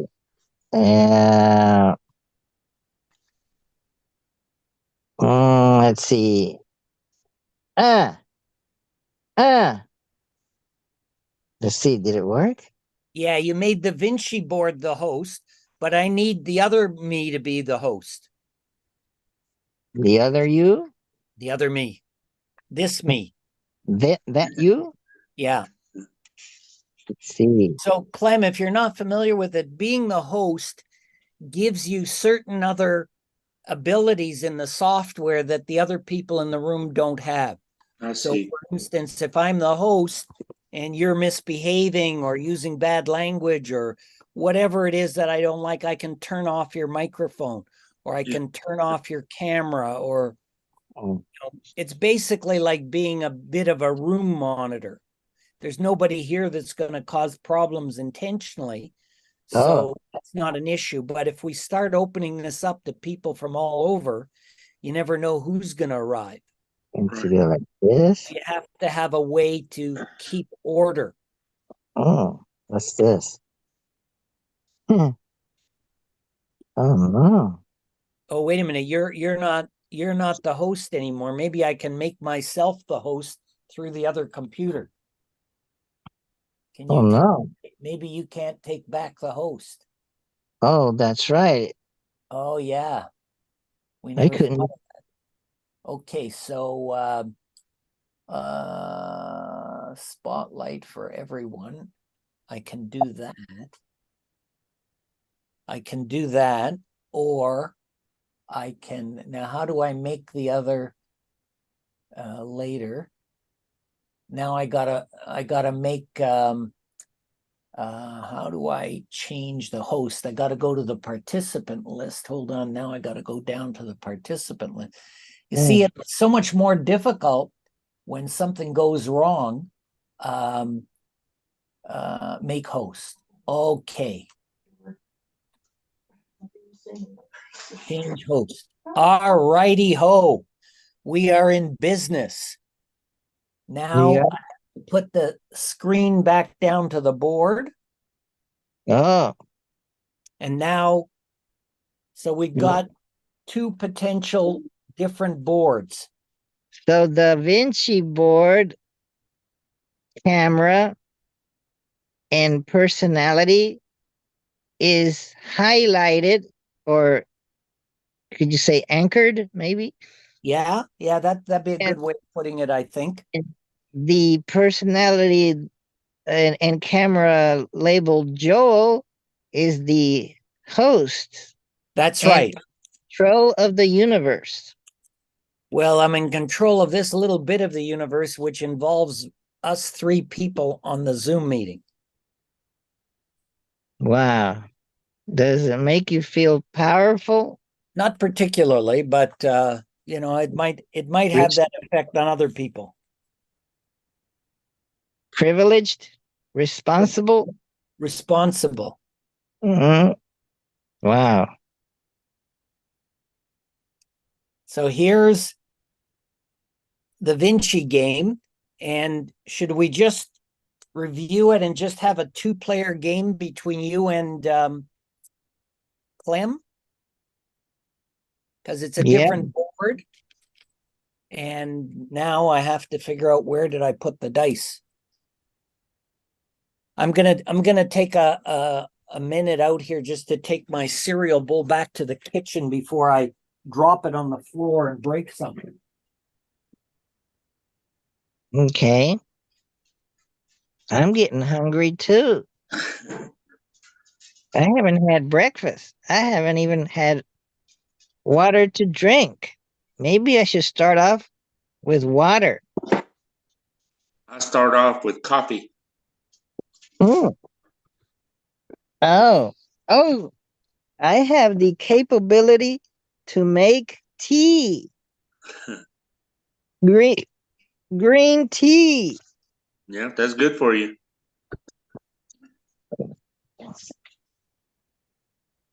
Let's see. I have in this box loose leaf green tea from Japan. Ooh.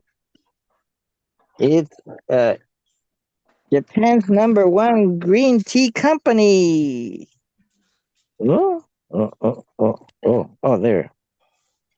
It's sideways. Okay, now I got it. Now I think I got the bits and pieces we need, and I'm looking for these because I'm trying to show that you can play Vinci with either marbles or pegs. It doesn't only have to be marbles. Marbles are a little bit more difficult to come by and also a little more expensive. So sometimes if you want to drill a little hole in the base of what would normally be the marble space, you can use parts from another game board. Hmm? So these little plastic pieces, like everybody's got loads of different games around their houses, if they've got kids or if they play games. So rather than having to buy other parts, all they need is a board made to accommodate if they have marbles. Oh, I know what I wanted to show you. I found the cheapest way to get marbles in Walmart. They have Chinese checkers games. Maybe we shouldn't put this on YouTube. Everybody's going to go buy the Chinese checkers games and use all the marbles from the Chinese checkers. But here we have okay. So what am I looking for now? I need dice. I need dice to pick. Dice. Dice is dice. I forget which one is plural, dice or die. Dice is plural, I think. Yeah. So there's marbles. So there's 9 marbles, and then we need the white ones to start with. So we can use either marbles or. Don't lose your marbles. Yeah, well, that's actually what this game was first invented for. To help you not lose your marbles? Well, if people are not having all the use of all their marbles, they won't be able to play this game very easily. Yeah, I have a question for you, Joe. Yeah, You referred to the game as being ancient. Yeah. How far back does the game actually go? it goes back to 2016. Okay. Like, but the principles that underlie it, which are mathematics, goes back forever. Okay. Okay, so Forever? it's a bit of a play on words. It's kind of like when we use the term on the card that says the only game that can truly make a child smile. So Right. it's a bit of a play on words in the same way, because some people say, well, no, lots of games will make a, but we're referring to something really specific where we can get facial surgeries for kids. Right. So it's a bit of a understanding of how things work. So let me find something of different color. Well, I'll put a red marble right in the center. Wow. So that's the one space that nobody can occupy unless they put 3 in a row.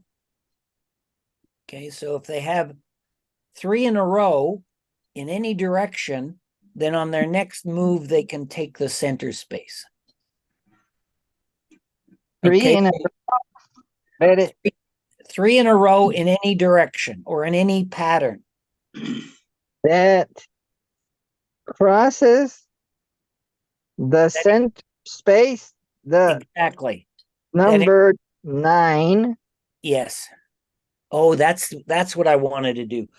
Oh, I gotta go. I found some little numbered marbles, so we can put the numbers on all the spaces, and I can explain how the numbering system works for people who've never seen it before. All right. So there are actually 9 different ways to get 3 in a row. There are 3 lines that go through the center. Okay. And you can have 2 of them on one side and then take the center. You can have 1 of them on either side of the center, and that makes 3. Or you can have 2 and 1 on the other side. So there's 1, 2, 3 ways in each along each line to take the center, and there's 3 ways to do that. So that makes 9 different possibilities. And for making a triangle, we'll start with the square. So there's 4 ways to make squares on the each side of the board. Mm-hmm. So that's 1. That's 2. That's 3. And that's 4. So there's four different ways on each side of the board to make a square. Means there's 8 possible squares on the board. And the inside each square, if you break it down, there are actually 4 possible triangles. Can everybody see that or not? Yes. Inside this square, there's 4 possible triangles. Right. But when you get a square, you're not going to count those. You're just going to No. count the square. That's right. That's right. You only count the square. But even if you were trying to make a square and you got blocked by your opponent, there's still 3 other ways that you might salvage a point out of it by getting a triangle. Yay! So what that means is that there's 4 possible triangles at the beginning of the game in this square, 4 in this square, 4 in this square, and 4 in this square. It means on each side of the board, there are 16 possible triangles. Wow. Then on the other side of the board, there's another 16. Yay. Oh, wow. So there's 32 possible triangles plus this outside right angle or this other triangle also counts. Hmm. So there's 34 possible triangles in each game. From an empty board, you know that there's 34 ways, so that even if you had 5 players playing, everybody has a chance to make some points. 34 triangles, 8 squares, and an unlimited number of 3 in a row is not an unlimited number, but a large number. And then you can concentrate on this. So that's the first thing, is for people to get familiar with the shapes. And shapes have been known since the pyramids in Egypt. So that's why when we call it an ancient game, triangles and pyramids have been around for a long time. So have I talked too much now and bored you guys to tears, or what should we do next? No, that sounds good. Yeah. Yeah. So that gives people a beginning understanding of it, because the important thing is the people, because you're interacting with other people, which young people don't do now. They're just clicking on cell phones and what have you. You're thinking a little bit and you're socializing, whether we realize it or not. So for instance, last week, Clem, I made a mistake placing your pieces. I missed your turn. And so what did I learn? I saw, well, Clem knew that, but he didn't say anything. So I get the impression that Clem is a polite person. And, maybe I'm wrong. I don't know. But so by spending time with people, you get to know them a little bit and get comfortable with them, or confident that, they'll behave in certain ways in certain situations. You didn't start tearing your hair out and yelling, "You cheated me, you cheated me," but some people would. Yeah. And you just learn that over time.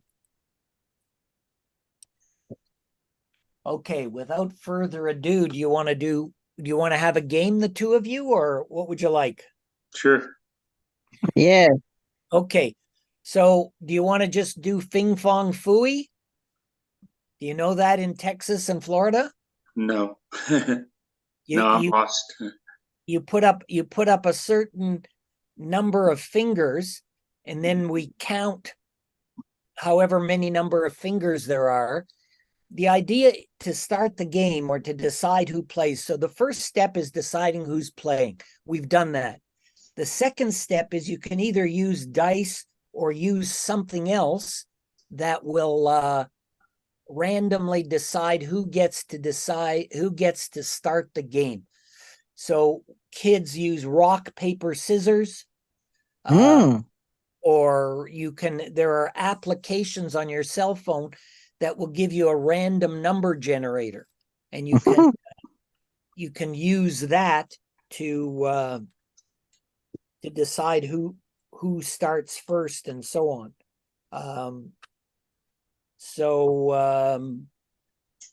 Will I just go eeny, I'll meeny? be honest with you, it'd be all right if Cairo, if he wants to go first. Okay, what about, are you okay with that, Hiro? So we can go on to step number 2? Okay. Okay, so Hiro, now people pronounce your name differently, Hiro. I think J in Spanish is pronounced like H, and I've been pronouncing your name Hiro. But is it better to be Cairo or Gyro, or what's correct? Hiro is closer to the truth. Okay, so I'll continue with Hiro. So your move, Hyro, you'll be the white pieces because we copy chess in this. And why do I have that? Oh, that's just my computer. So you can go anywhere on either side of the board in any position. Oh, yeah, and we should talk about numbering the spaces. So the center where my pen is number 9. And the center on each side is number 1. And we go counterclockwise. 1, 2, 3, 4, 5, 6, 7, 8, 9. Then on the other side, it's 1 again, 2, 3, 4, 5, 6, 7, 8, 9.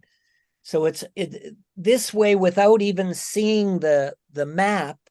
If you get that embedded in your mind, then you know where the spaces are. I usually just remember 9 is a obviously easy one. The far corners are 5, and then the centers are 1, and it can just kind of work it out from there.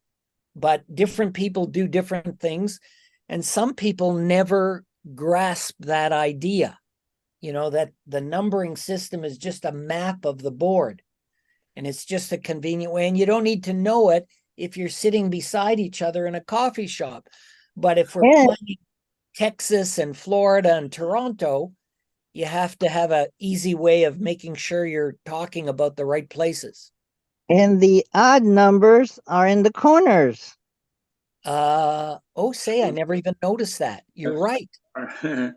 I never noticed that. All the years I've been doing this, it never dawned on me. Yay! We've learned something new today. Yeah. Now, just a little bit about strategy. Why do people always seem to go for the center? So in a two-player game, the center gives you more possibilities to get 3 in a row. So the center means you've got 1, 2, 3, 4 ways to get 3 in a row. So your potential from having the center is usually better. But if you're playing a 3-player game, not everybody can get a center. And then once the third player picks another side, then it makes that side less desirable because it's being crowded out by the third player. So that's just a minor thing, and it's exactly the same as the principle in tic-tac-toe. In tic-tac-toe, they usually teach you to get the center first, and then more than often you'll win the game. Okay, enough talking by me. Your move, Hyro. Well, I can't take position 9. No, not yet. It requires that there be maybe 2 on each side, opposite sides. Yeah. Or 1 on either side of it. on one side of it. Oh, okay. So I'll take number 1 on either side. Okay, Clem, you're next. Okay, give me number 1 on the opposite side. There you go. So this is very, very typical for a 2-player game where both players know what they're doing. Okay, they're both taking the most preferred spaces. There's only 2 of those. Now it gets a little trickier. Next, Hyro. What should I do next? Gee, it's interesting. I think I'll try for 5. Okay. So Hyro is setting himself up for taking the center. He's eligible to take the center on his next move, and Clem has no way of blocking that. Wow. No, But give me number 4 on my side. 1, 2, 3, 4. Okay. So now Hyro has a dilemma. Does he Hmm. take the center, or does he block Clem, or does he do something else? Wow. Hmm. That's interesting. Because Should I you're not block you're or not should you're not take? compelled to take the center. You're no one else can take the center. Even if you don't take it, you can take it on your next move. So you can So use this I'll, move to develop I'll another strategy. I'll block Clem from getting 3 in a row. Good move. Clem. All right, let's go with number 3 on my side. Hmm. Ira. Wow. So I'll block with 7. Hmm. Clem. Okay, give me number 5 on my side. Oh. Hiro. Okay, I got a question right quick. I've got Yep. 3 in a row, and Yep. then I've also got a triangle, correct? You got 2 triangles. You Okay, got yes. one here and one on the other side. So Okay, you got 5 points. correct. Okay. Not only that, but because you played second, you can't lose those points. So Okay. Hiro doesn't get to remove any of your pieces, but you will be able to remove one of his before the inning is over. Oh Correct. no. Yeah. So in my opinion, when you blocked him the first time, that might have been a good move. But by blocking him consistently, you're not leaving yourself enough points to win. So my Oh, no. guess is that Clem will take this inning. Wow. If I had to bet now, if this was a racetrack, I'd say Prediction. we'll see what happens. Now the Clem may make a bad Stop move later. Okay, your move, Hiro. Oh, you know what? I'm gonna take number 1, 2 on Clem's side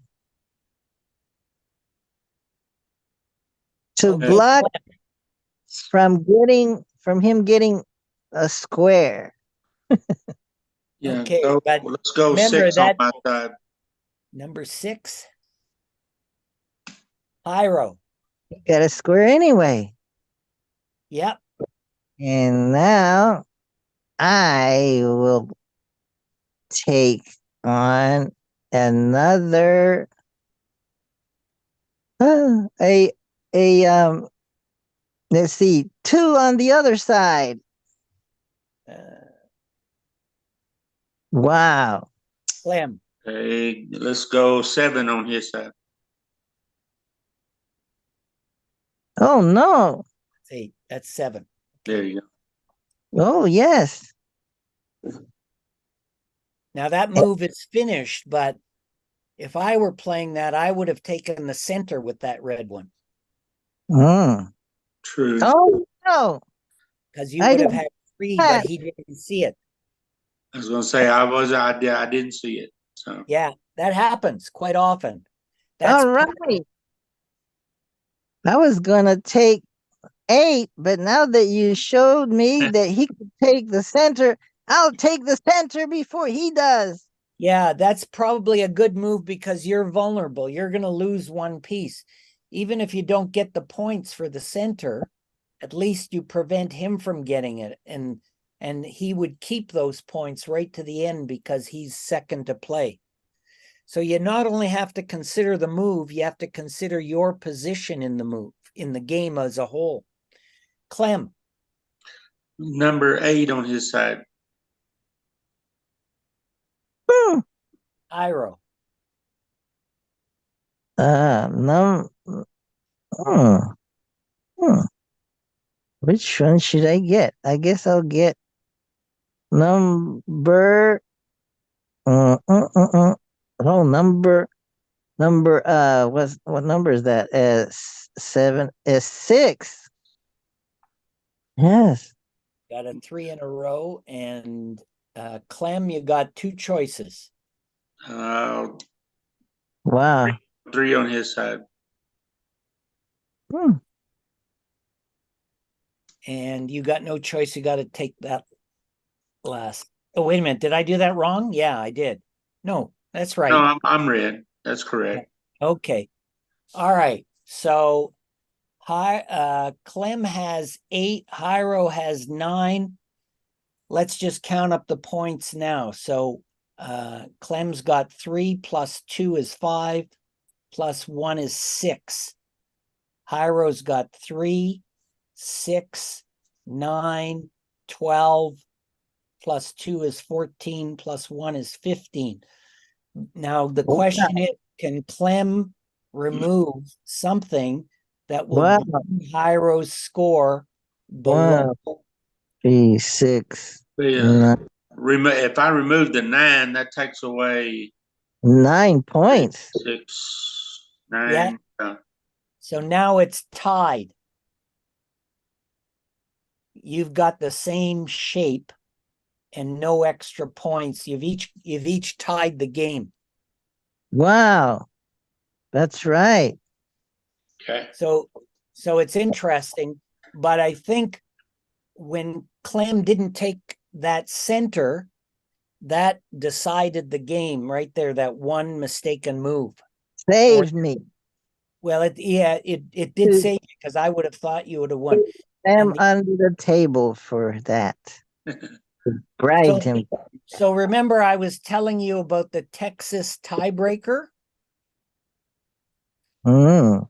So if we were playing with the Texas tiebreaker rules, Hyro would have won this game because he had the center. So in the case of a tie, the person who holds the center at the end of the game can get an extra point just for the purpose of breaking a tie, so you don't have to replay the whole inning. Hmm.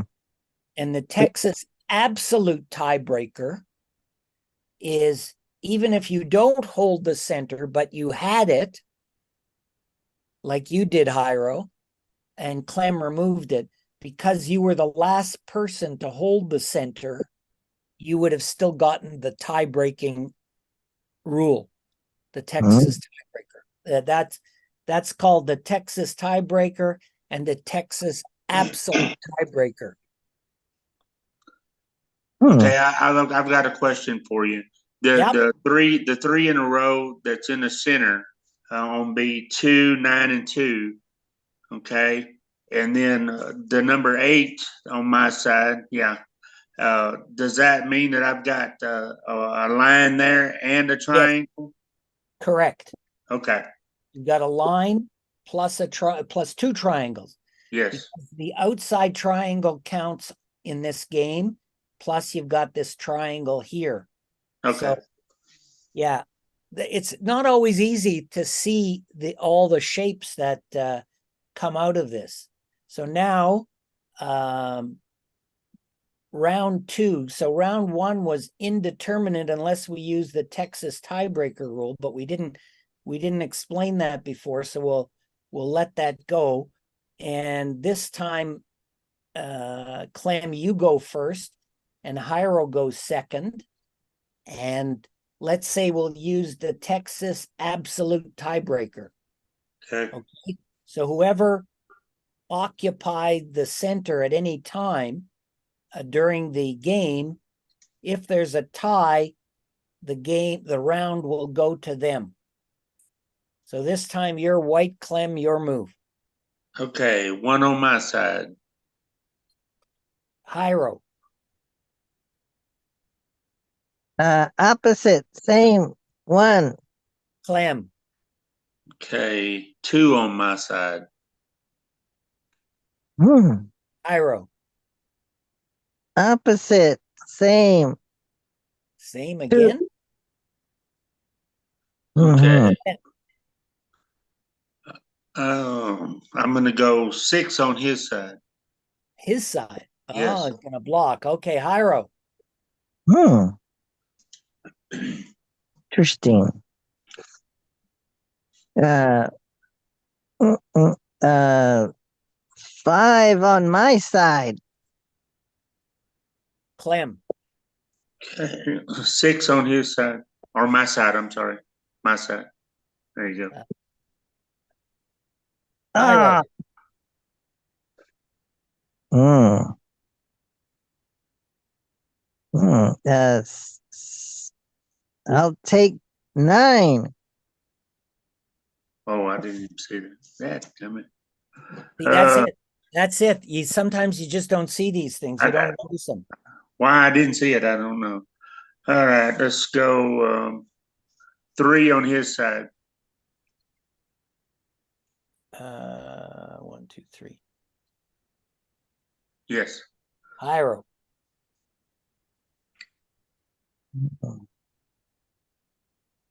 Uh, 8 on to complete a square. Clem, All right, let's go 7 on my side.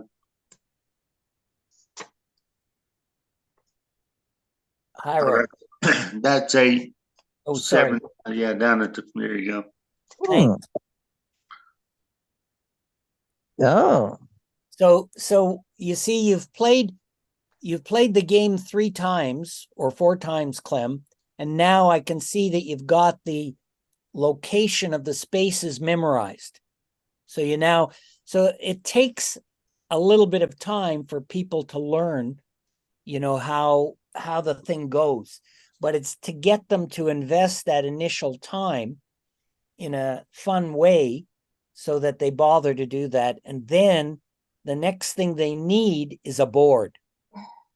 So the marbles are important. They're nice. You like them. The little pegs from your battleship game, they can be used, but it's really the understanding, the people, the understanding, and the board that are essential. You Correct. gotta have some place to actually play it. And it's different from any other board you might have. Okay. I'm gonna go with yeah, I'm gonna go with 8 to make a 3 in a row. You're red, Hyro? Yes. So 8. Oh, 8 on my oh side. yeah, I didn't see that either. Yeah. So he's got another 3 in a row. Oh yeah. So I think Let's go 3 on my side. Give me 3 in a row. Hyro. Mm.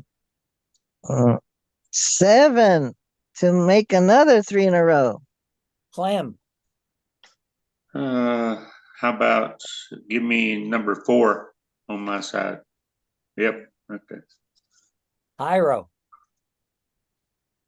Let's Gonna be see. a high scoring game. 4 to make another 3 in a row. And Clem, you got no choice. Okay. Yes. So let's just count it out before we remove a piece. So Clem's got 9 pieces. He's got 3, 6, 9, plus 2 is 11, plus 2 is 13, plus 1 is 14. Hyro has 3 in a row, and another 3 in a row is 6, plus 2 is 8, plus 3 is 11, plus 1 is 12, plus 1 is 13, but he gets to remove one of Clem's pieces. So I think they're tied. Doesn't matter which one. Unless you pick one of these 2, you win the game. I'm gonna remove 5. Yeah. So now he comes down from 1, 2, 3, plus 3 is 6, plus Wait 2. a minute, isn't that a square? Oh wait, you could get 3 in a row. Yeah, he's got 3 in a row, plus 3 oh yeah, sorry, you're right. I made a mistake. 3 in a row is 3 points. 4, 5 plus 2 is 7. Oh, And that's it. And you've got 3, 6. he got, 7? Oh, yeah, 7. Yeah, 1, 2. Triangle plus 3 is everywhere. 5, plus the square is 2. He's got 7. So Hyro wins this game. Yay! Yep. Third inning. This Woo. time, Hyro goes first. Triple points. So this is a deciding game, guys. Clem has the advantage by going second. And this is a triple point game in Canadian or a single point game in American. Hyro, you're first. Okay. 1 on either side. Clem, Let's go 7 on my side. 7. Hmm? Hyro, Hmm. Let's see. 1 on the other side. Hmm. Clem, Oh. All right. Let's go 5 on my side. Hyro, Hmm. Let's see. Oh, let's see. Uh, uh, uh, uh, uh, 6 on his side. Hyro, Clem, Let's go 3 on my side. 1, 2, 3. Hyro, Hmm. Ah. Hmm. Uh, hmm. Yeah. Decisions. that's it. That's it. Let's see. 2 to make a 3 in a row. Clem, 4 on my side to make 3 in a row. neck and neck. Hyro, Hmm. Hmm. Hmm. Hmm.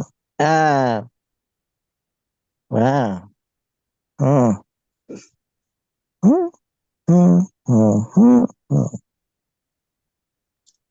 Well, it's interesting. 8 to make hmm. Yeah, that 8. 2 triangles. Okay. 2 on his side. Up right there. Yeah. Hyro, Hmm. Wow. Let's see. Hmm. Hmm. Hmm. Hmm. Hmm. Nah. Hmm. 8. Yes. 8. Hmm. my hands are getting shaky in my old age. Oh no. It's from the excitement of this game. Yes, the tension is mounting. Okay. Give me how about 4 on my side? 2, 3, 4. Yep. Blocks them. Hyro, Oh, he blocked me. Hmm. 5. Hmm. Clem, Okay, let's go 3 on his side. uh, Make a triangle. Hyro, 9. Ah, Clem. now give me 7 on his side. Yeah. Right there. Yeah. Hmm? And that's okay. 3, 6, 9. So Clem has 3 in a row. Triangle, 4 points. Hiro has 3 plus 2 is 5, plus a triangle is 6, plus another 3 is 9, plus another 3 is 12, plus a triangle is 13, plus another triangle is 14, plus another triangle is 15. So you have to find a way to take away 10 points from Hiro. Do we have the orphan and diagonal 3 in a row? We didn't play orphans this time. There's another variant of the game called Four Orphans, Clem. I don't think you've played that before, but we could try that because you haven't seen it before. You were just learning the game. But I don't know if there's one piece that you could remove that would cost Hiro enough points. Well, is that by removing 9 that he has 4 in a row, so he actually has 5 points, right? Since he has 4 in a Right. row. Yeah, no, he has 6 points. I mean, that I would think that's the best one to Yeah. remove, but I don't think it still gives you enough points. Okay. As you got 3 here, and 1 here is 4, and he's got 3 plus 5 here, plus he's got 2 more over here. Yeah. So Hiro Roll in. wins. And we don't need to use the Texas tiebreaker rule.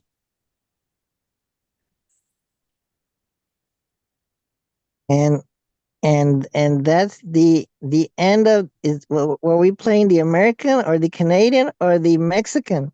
I don't think we specified, but I think I've shown you as much as I can. I just really wanted Clem to see that, don't get too tied up with marbles or dice because they're good and a lot of people like them. People just like having something that they can fiddle in their hands as they're playing. It makes for a nice sensation. And a lot of people really like glass things because they're kind of fancy, but not essential to the game. What's essential to the game is a board, and you can make do with other things so that if Little people, pegs. If you Sorry? accidentally hit the board with your knee, and the pegs won't roll away like marbles would. Exactly. There's advantages to it and disadvantages.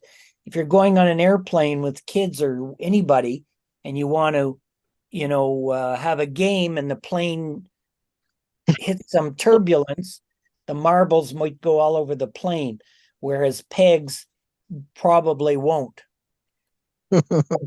or magnets won't. Magnets. True.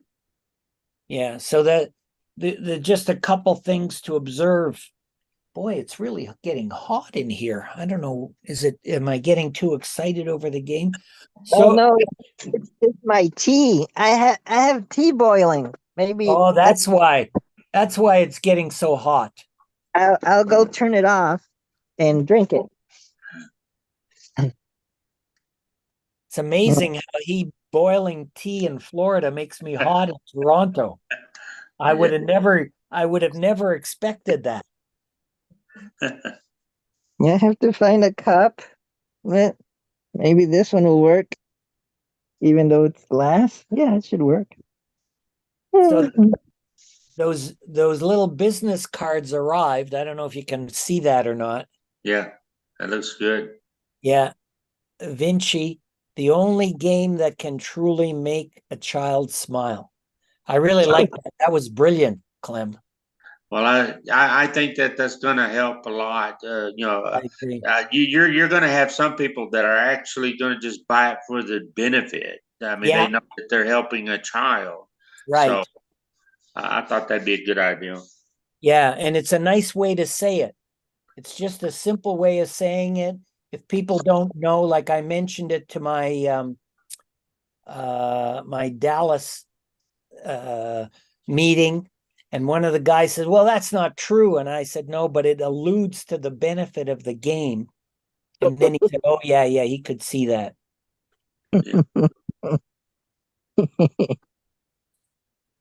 And then here's another one I made out of plastic. Huh. So it's got, now what I do with the peg. Oh, here's the pegs. So you can if you're using little marbles or something like that, and the plane jolts, now this one's not grooved enough, they won't get lost on the floor. They'll just roll. Or you can get really tiny marbles if you can find them. They have There's a marble company near you, Clem, in Kansas, called the Moon Marble Company, and they have little tiny marbles called peewees, smaller than the other ones. They wouldn't tell me whether they're made in the United States or made in China. Yeah, more than likely they're made in China. Yeah, that's what I would guess too. That's why they didn't want to tell me. Right. They didn't want to say. So I spilled my tea on my chest. I was lying down and I was going to drink from it, but I spilled it all on my chest. So I have chest burns from tea. Oh no. I did that on Friday. I went to Tim Hortons and got a coffee. I was on my way to a trade show, and I didn't put the lid on properly on my coffee. And I took a slurp in the car, and it went all over my shirt. I didn't know whether I should go home and change my shirt. Anyway, I just went looking like a bum. I couldn't be bothered.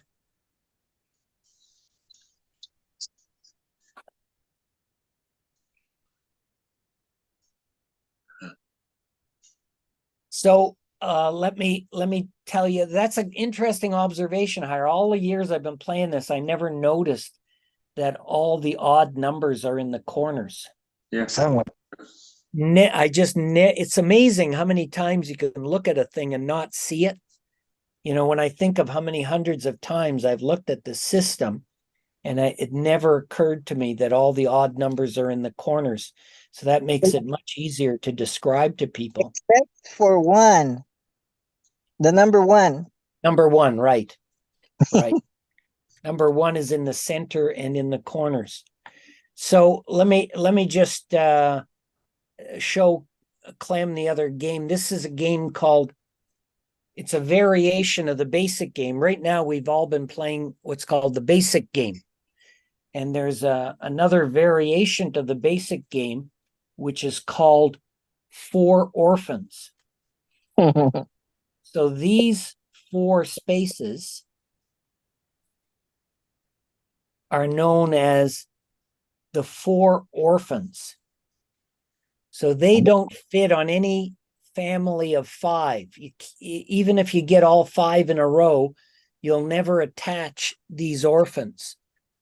So, Oh, you mean 3 in a row? Sorry? Did you mean 3 in a row? No, I meant a line of five, a family of 3 or 4 or 5. You can't include these in a 3 in a row. They can only be part of a triangle or a line of 3 or a square. Oh, in a normal game? Yeah, in a normal game, these are not special spaces.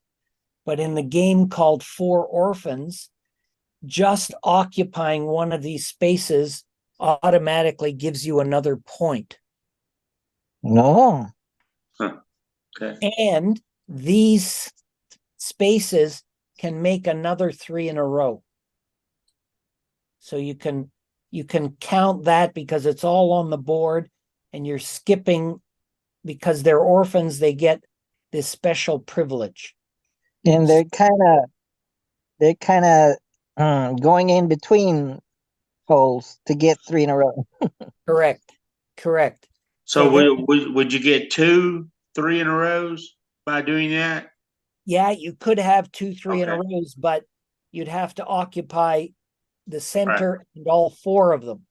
And Okay, because you get 1 point immediately by getting any one of them, mostly people take those first because they're automatically worth the same as a triangle. Wow. So typically people will go for those first unless they have some other strategy that they think they can make up for those extra lost points. Oh. Uh, Yeah, I believe I played that one time. And I Correct. made You it and Rummy. that way. Okay. Otherwise, the game is exactly the same as the basic game. There's 2 other ways of getting 3 in a row, means there's 11 possible ways to occupy the center. And that's it. And I think you went first the first time, Hyro. So if we'll try 4 orphans and you go first this time, Clem. All the other rules stay the same. okay. Mhm. All right, let's go with number 3 on my side. And number 3. Mm, Hyro. mm. What are the orphans doing there? They're Oh, just I there to remind you what the spaces are and to keep count of how many additional points you have by mm, owning one of them. So if you oh, adopt an orphan, you get 1 point. mm. That's top-notch real estate. I would say I'll get one of them. Let's see, number 4 on either side. Oh, or maybe that side. Yeah, that way I can do some blocking. so. You get an orphan and you block at the same time. Clem, Okay. If there's anything to block. How about 2? Right there. Yeah. Mm, Hyro. mm, mm. Ah. Mm, mm. Number 1 on where everybody's at. Hmm. Hmm. Clem. Okay. Let's go with 9. No, Hyro. you Yes. can't do that. Yeah, Oh, he's got 3 in a row. Ah, You weren't paying attention, I wasn't paying attention. but that's okay. You've adopted an orphan. Yay! I feel good. Okay, your move. So the orphans distracted me enough so that Clem would take 3 in a row at, at the very beginning of the game. Yeah, So now I'm ruined. but remember, he went first. So you still get to remove one of his. Oh, I have a chance. There's Yeah. hope It's not over. till it's over. So, so I will place another one at position 2 to further block damage. Position 2. Hmm. Clem. Good one. Let's go 8 on his side. 8 on his side. Hyro.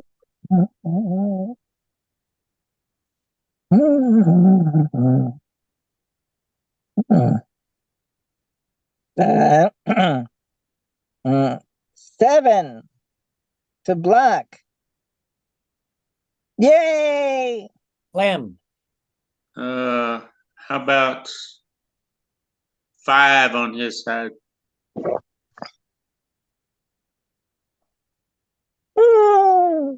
Hyro.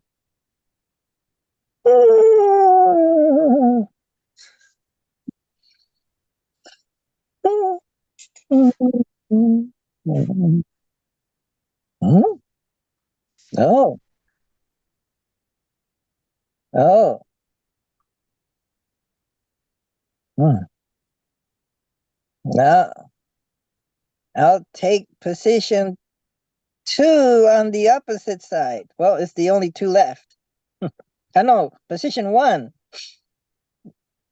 That's what I meant. All right. How about 8 on my side? Hmm. Oh, he got another 3 in a row. Clem, Or Hyro. Hyro, sorry. 3 in a row by taking position 6. And you Yeah. adopt another orphan. Yay! I feel good about myself. His Saving family is growing. Hmm. How about number 7 on my side? Hyro, Hmm. Ah. 1, 2. Let's see. 3, 4. Yay! got another orphan. Hmm. Clem, Okay, 3 on my side.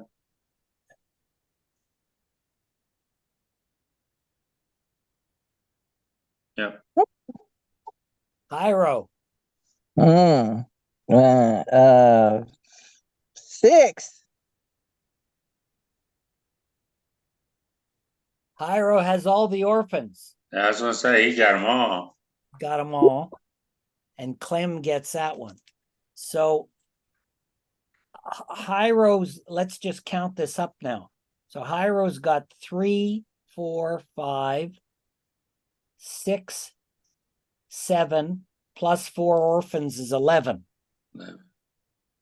Clem's got 3, 6, 9, 10, 11, but he loses 1 piece. So I think it's safe to say Hyro and his band of orphans takes this inning. And nobody went through the center because of the orphans, because it's already taken, but all the orphans were Hyros. So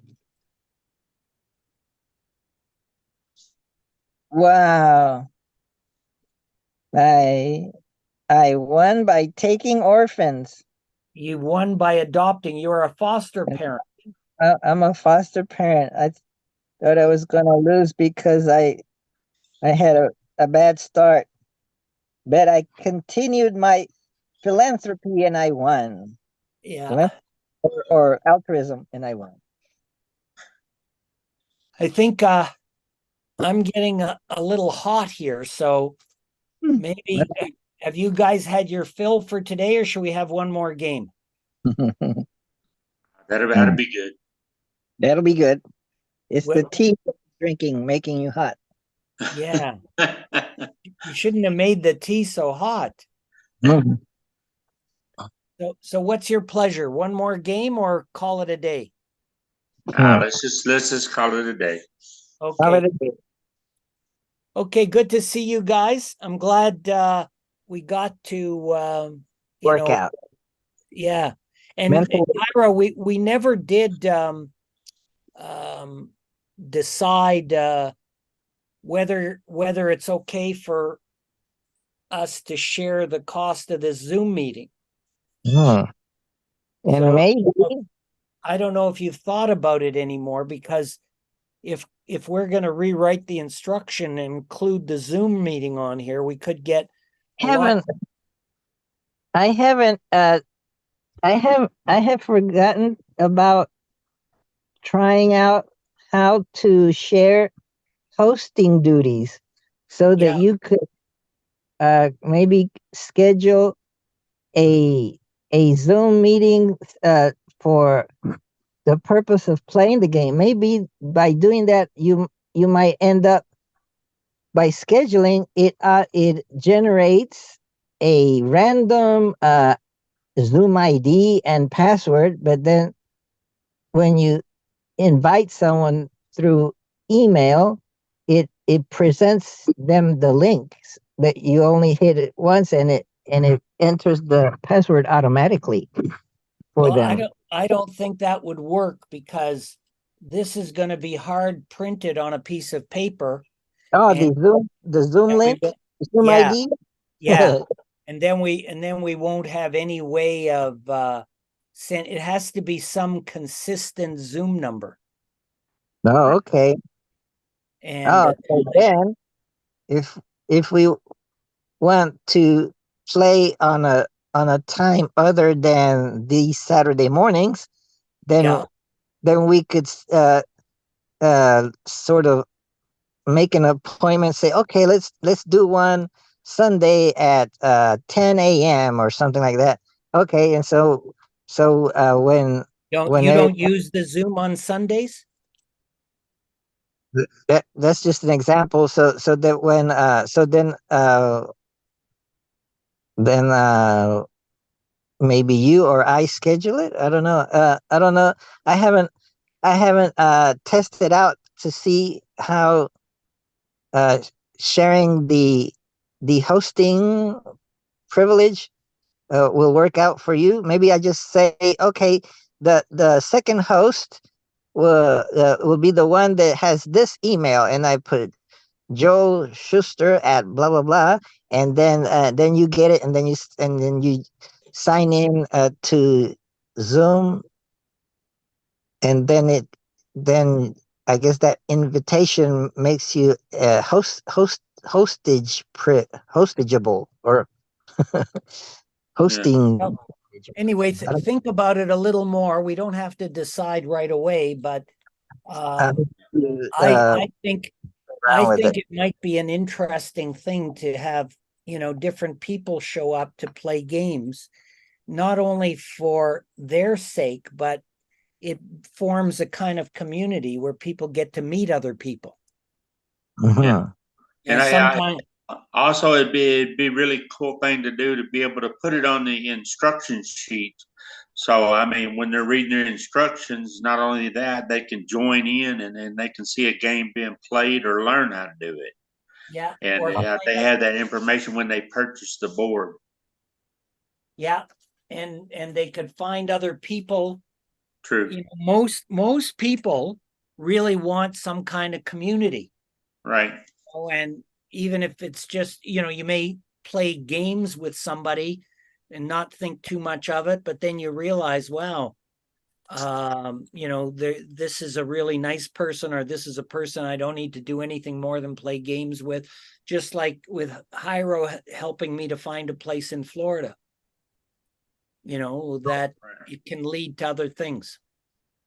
Anyway, we've probably discussed this one as much as we're going to come to a conclusion.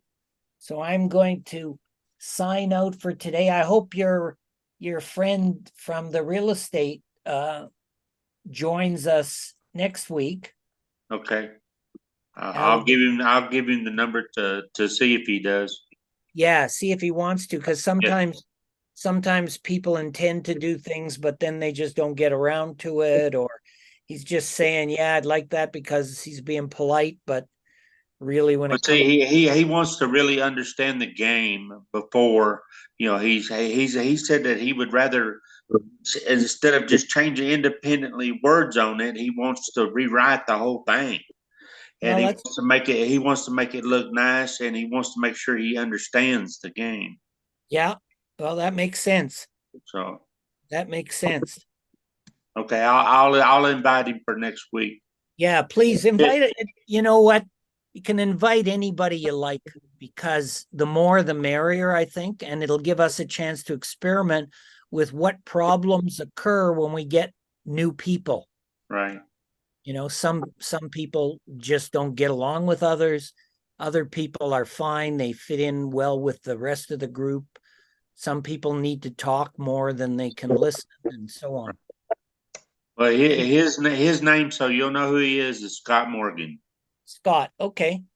Well, it'd be nice to is he part of the Rattlesnake Rodeo JCs?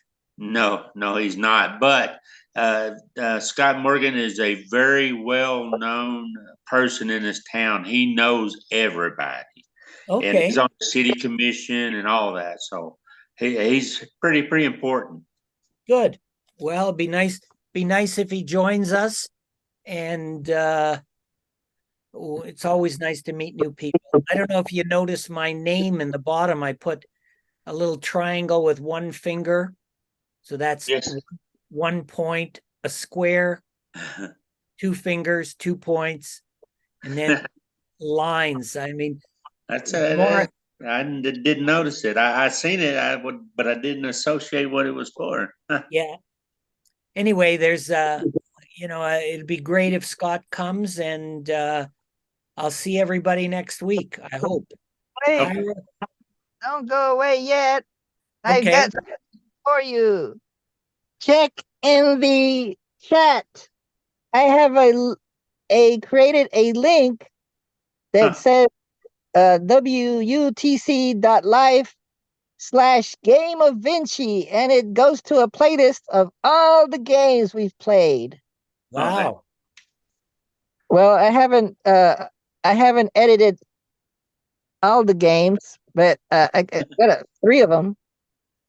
Can you try that link? Let me try it right now.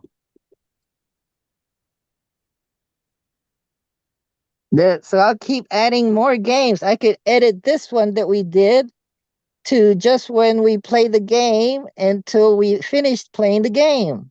Yeah, that's it. That's a good idea. Yeah, so people can, if they get curious about it, they can look Did it at. Did it work for you? Yes. Not. Yeah, it did. See, it's got 3 games so far. Playing the Game of Vinci Part 1, Round 1. And a little short on why is it called Nihon Bashi? That's 1 minute.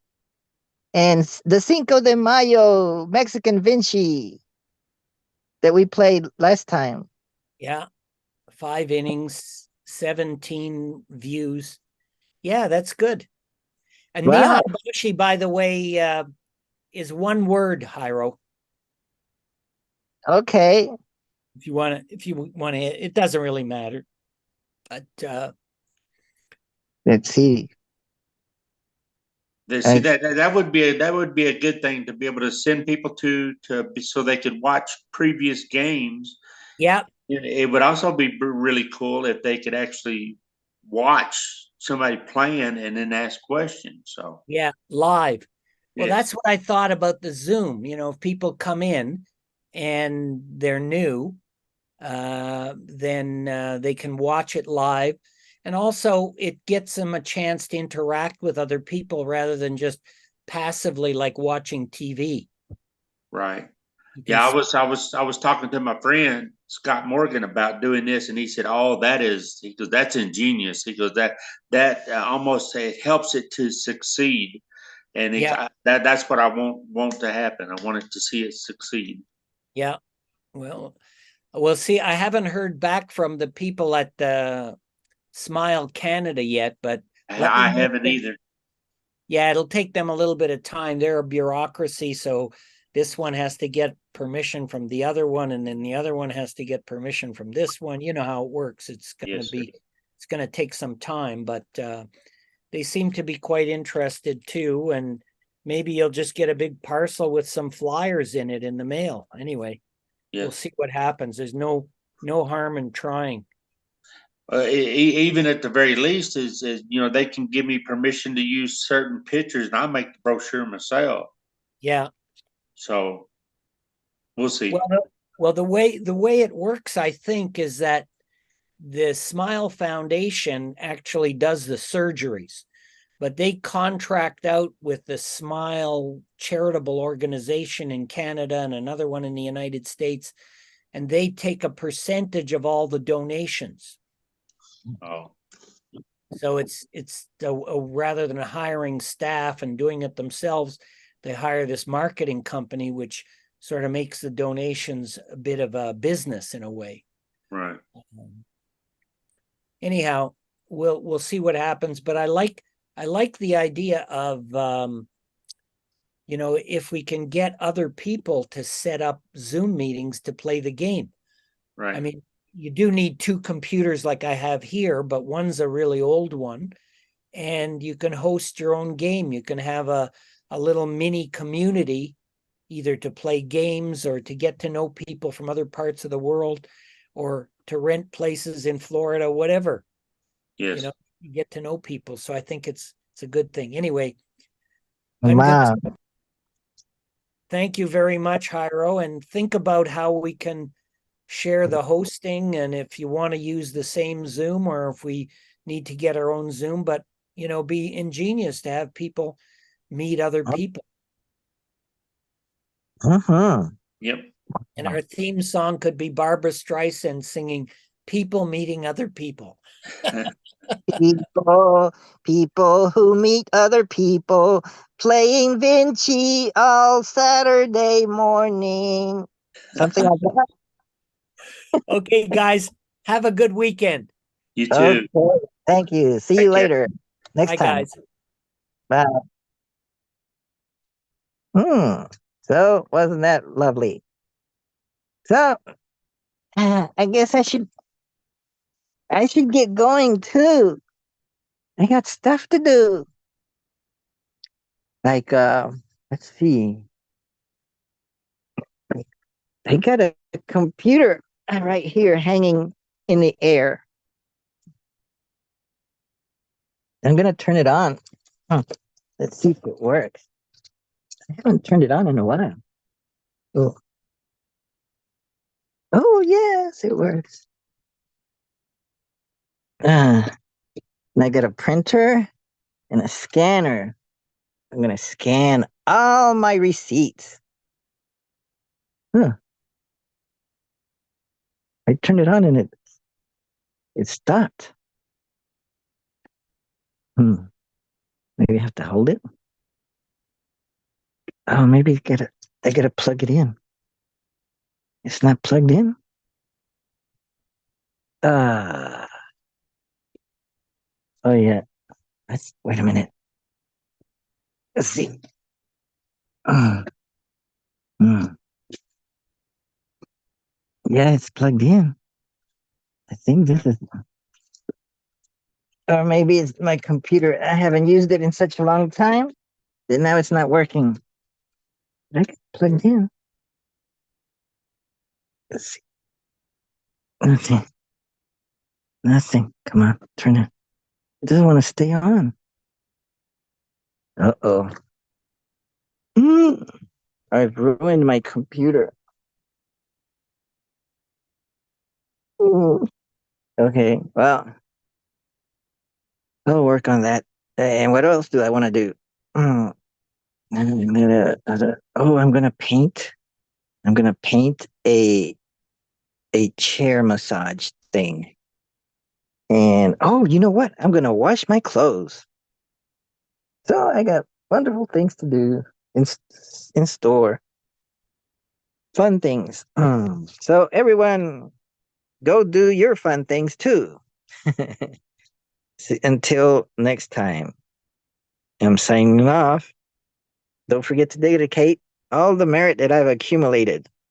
Well, maybe it wasn't that much. But let's everyone who attended and who's watching, may all the merit they gain, all the knowledge and wisdom they gain from coming here, may it benefit themselves and their loved ones and everyone in the whole planet, and including the animals and plants, and in the universe too. There's probably human-like creatures in distant galaxies that we don't know of. So may this all benefit them too. Bye. Until next week.